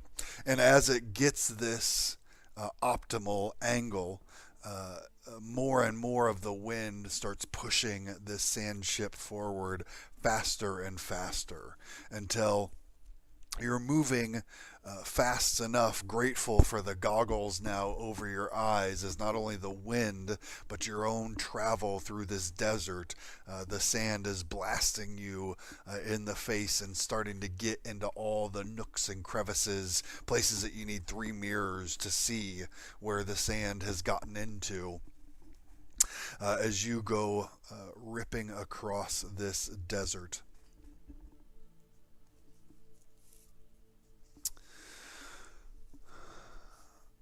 This is very exciting. I'm having the time of my life. This is so fun. As The you're less I'm just like holding intimidating up. thing is like the ocean. As your sand ship now cruises across the dunes, avoiding the rock outcroppings that pop up, and occasionally kind of rising up one side of a dune before tilting over and sliding down the other side quickly, C1E able to navigate through these dunes, keeping enough of her bearings to keep you heading towards Ob. Jack, something out in the desert landscape kind of pops out to you and catches your attention. What do you see out there? See a briarwood donkey. Yeehaw, yeehaw. That was so quick, too. Excellent. As this kind of striped donkey comes running across through the sand, you can just see it at the kind of the next dune over at a distance, and as you do see it running across, you see the sand behind it kind of rises up in a bit of a wave. And leaping out of the sand, getting a good 10 to 20 feet of air underneath it. You can see this massive reptilian form, this long kind of crocodile snout on it, but beneath it the kind of muscular legs of a toad kind of splayed out behind it as it leaps out of the sand and whoosh, down over the briarwood donkey, just disappears into the sand as it goes burrowing. I punch Mogar in the leg and I'm just like, did you see that? I'm trying not to. Did anybody else see the donkey? What donkey? No. I saw There sand. was nothing. Donkey here? There is also Myr'Aht donkey? None that I've ever heard of.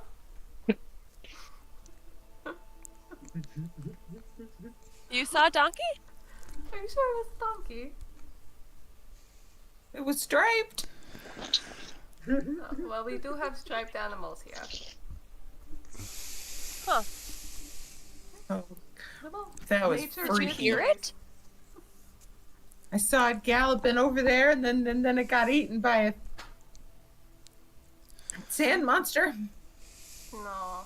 Those are, Sand monster? You have sand monsters too? the name of which escapes me. It's a crocodile. Yes, crocodile. There we go. Crocodile. It's part Right, Oh my crocodiles. god. part crocodile, part toad.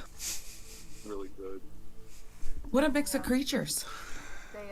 They taste very good.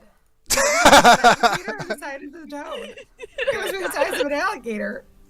They're This is they're what a you little are bit want to bigger hunt? than a- What? This is what you are want to hunt? It is something that we have hunted. Our people eat them. They are very good tasting when properly cooked. But they will eat you. They are dangerous. It ate a and whole harmful. donkey. Oh my god. Yes, they are very large. That is why, and I thumb back the back of the boat where there's all those like harpoons and hooks and stuff. This is why I wanted to carry extra of those. Okay. Okay. Okay. Hey. It's okay. As long as we do not attract the attention of a sand shark, we'll probably be alright. Though they are worse. You are have sand crocodile toad and also sand shark? Yes. Sand sucks. It is weird that you do not. I am never see this much sand in all of life. Why not Don't just Yeah. want to baseball? surf on my back here anymore. You're just like hanging onto a rope, just like in your shell, just like boom, boom, boom, boom, boom, boom, boom, boom, I boom, also boom. don't want to be the Mer-turtle anymore. I In the am middle of sorry. the ship. You were so innocent. It was beautiful. I wanted you to have that moment for as long as possible. Yeah. You were just gonna let me do it? Well, no, probably not. was. But you were going to let You're her getting a little burnt. You're getting a little red. Yeah.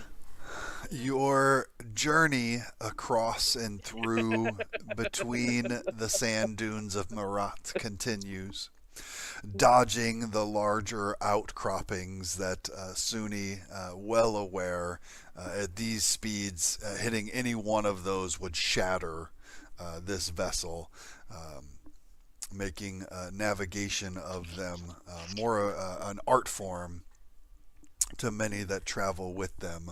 But it seems you and the rest of the team are doing well enough with it. You're keeping the thing all in one piece, cutting down some of your travel time, that within a few hours of racing across these sands in the sand ship, you can see rising up out of the sand in front of you kind of a larger stone outcropping. Actually, a number of stone outcroppings that all kind of jut out, forming all kind of angling inwards in this kind of circular formation around it. The circle that they form is miles across, as you see it on your approach. And Suni, you recognize that this is the natural structure that houses the city of Ob within it. We should be careful. Look around for the dragon. We are getting close. As you say that, you can see that the winds and the sandstorms do seem to be a bit more prevalent and stronger here in this area. And calling out that warning as you start approaching this. And the rest of you can see what looks like roads in the sand where enough earth is showing through that it's not kind of just the fluid covering of sand, but some enough of a like hard packed earth or even stone roads that are showing through the sand. However, you can also see that without anyone to keep them clear or travel on them, the sands are quickly starting to swallow these roads up once again.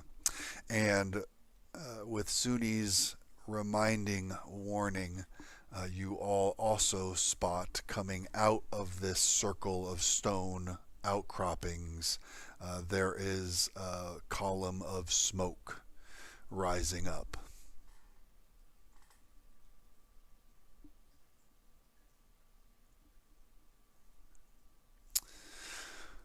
There is certainly from one of the stone outcroppings. So the stone outcroppings are kind of like almost like fingers coming up out of the sand. I'm making hand gestures, but you guys can't even see me. I just remembered that. No. They're kind of fingers coming up, all pointing inwards. And so they're kind of forming this ring. Similar to that, yeah. They're kind of forming this ring all pointing in. And so there's... We're all different, slightly different. Yeah. less steep than Meg's. Less steep than Meg's. Okay. Like a heart. So, So sort of a ring of like, inward facing kind of stone fingers. Okay. That Suni knows very well that they actually create near 24/7 shade underneath them. There's kind of a ring of sunlight that makes its way around the middle, but all along the edges there's constant shade here, which obviously in an environment like this is quite valuable. And yeah, at the top of this ring there is access to the sky above and the ground below, and from that hole in the center there is smoke rising up through. Suni, you are aware this sand ship is small enough it could pass through one of these entrances into the city of Ob, but that might also draw some attention.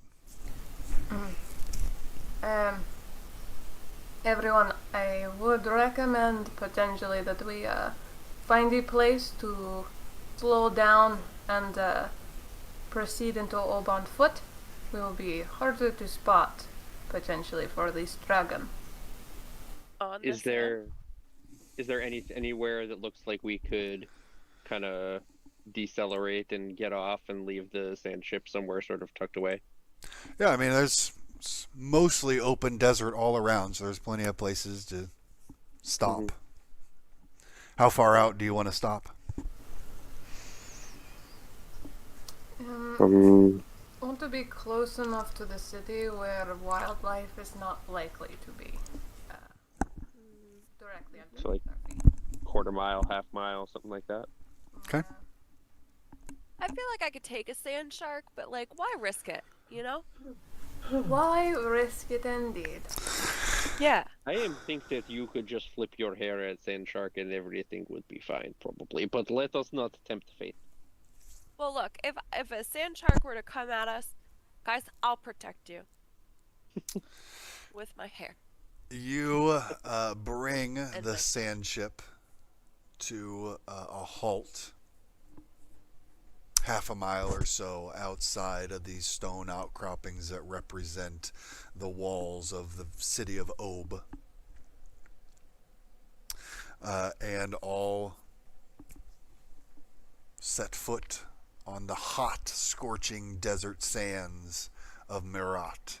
Even having stopped your rapid traversal through this desert, the wind continues to blast past like a roaring furnace, the sand pelting you, forcing you, even with the goggles on, like you're squinting your eyes reflexively, and it's filling your ears and your nostrils and getting in your hair and in your clothing. Even with coverings on your foot, you're kind of hot-footing it as you can feel the heat baking through almost too hot for the touch, even with shoes or boots or whatever you're wearing on.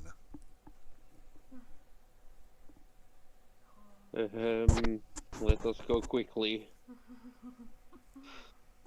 This is a harsh place. How do you survive out here? How do we thrive is the question. And it is partially because you see that city is in shade, so we should hurry. You begin to head towards the shaded city of Ob, where you can see kind of between some of these rocky outcroppings, there are openings that lead further in, although they, compared to the blasting bright sun reflecting off of the sands out here, it is pitch black as soon as they go into shadow within. Many of them are large enough that vessels the size of your sand ship could pass through them as you approach them. What do we see as we... I mean, I guess you said it was pitch dark, so we probably don't see anything. Yeah, with the sun out here so blinding, both in the sky and reflecting off the sand at your feet, the second it goes into darkness, you're just completely blind to what would be beyond that veil until you can kind of get in and adjust your eyes. Oh. Yeah, I kind of just like stop everybody so that we just have a moment where we're just standing still to have our eyes adjust. In that moment, Mogar, you swear you catch the sight of a few fins swimming across the sand. I hope our ship's okay when we get back.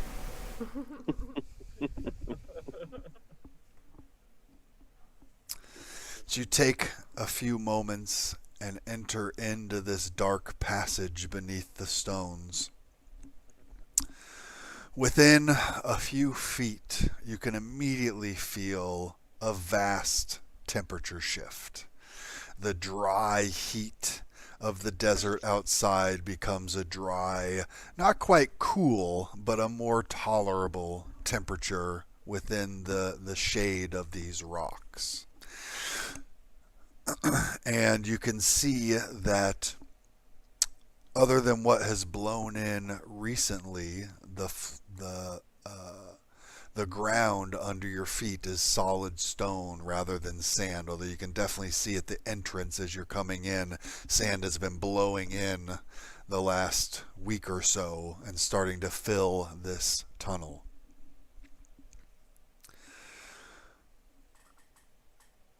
Moving further in, within maybe 150, 200 feet, you can see brightness again, so that now you're kind of blinded from the brightness rather than blinded from the darkness that you're currently in. Pushing closer and closer towards that, it's not quite as extreme of a shift, and so you can see a little bit more. And you can start to see along the walls of this kind of natural stone formation, there are a number of cliffside dwellings built into the walls themselves, into this permanent natural shade created by this stone formation. And you were all surprised to see in and among these various buildings and dwellings, verdant life. Greens and yellows and reds and blues of vegetation and blooming, all growing in the sheltered, shady areas of this locale. I'm assuming Wow, it's I'm not beautiful. surprised. You're kind of surprised? Or am I? I'm assuming I'm not surprised. Yeah, correct, yes.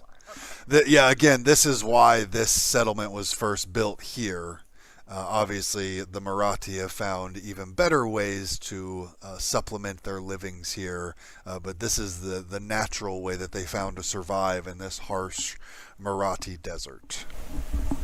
Everyone, let us stick to walls. Let's first door we can find that does not look like a house.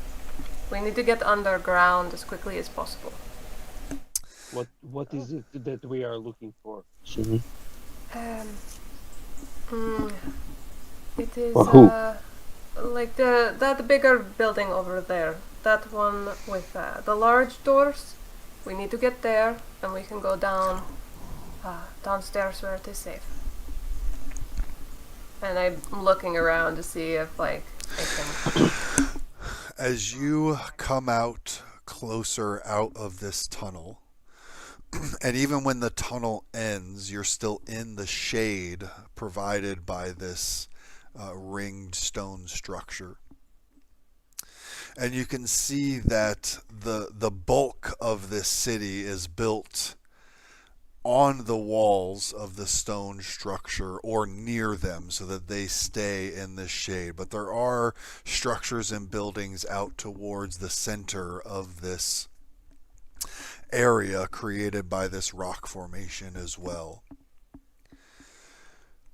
And as all of you come out from this spot, C1E kind of pointing over towards the building she thinks will bring you down underground of the city of Ob.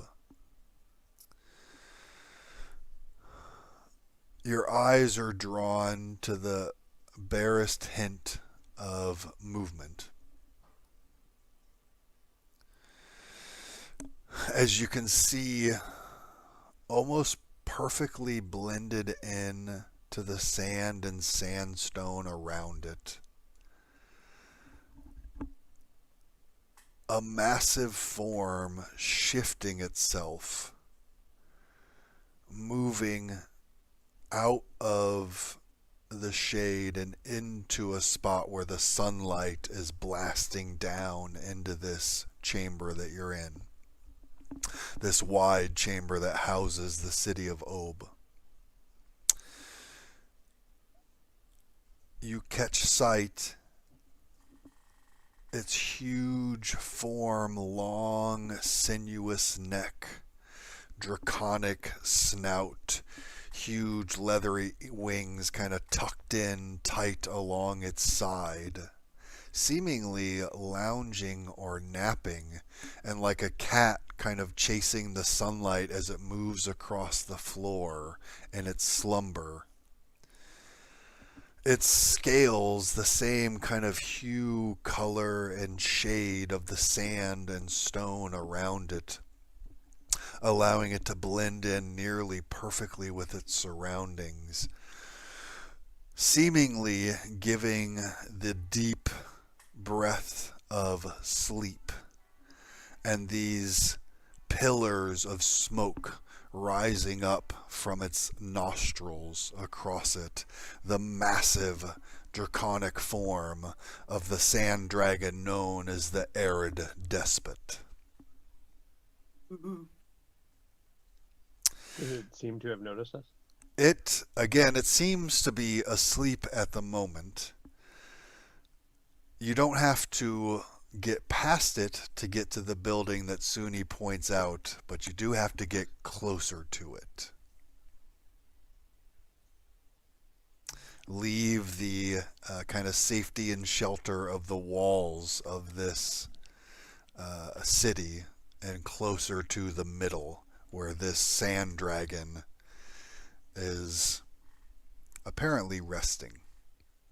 And you can even hear, now that you're sheltered from the blasting winds outside, you can hear this deep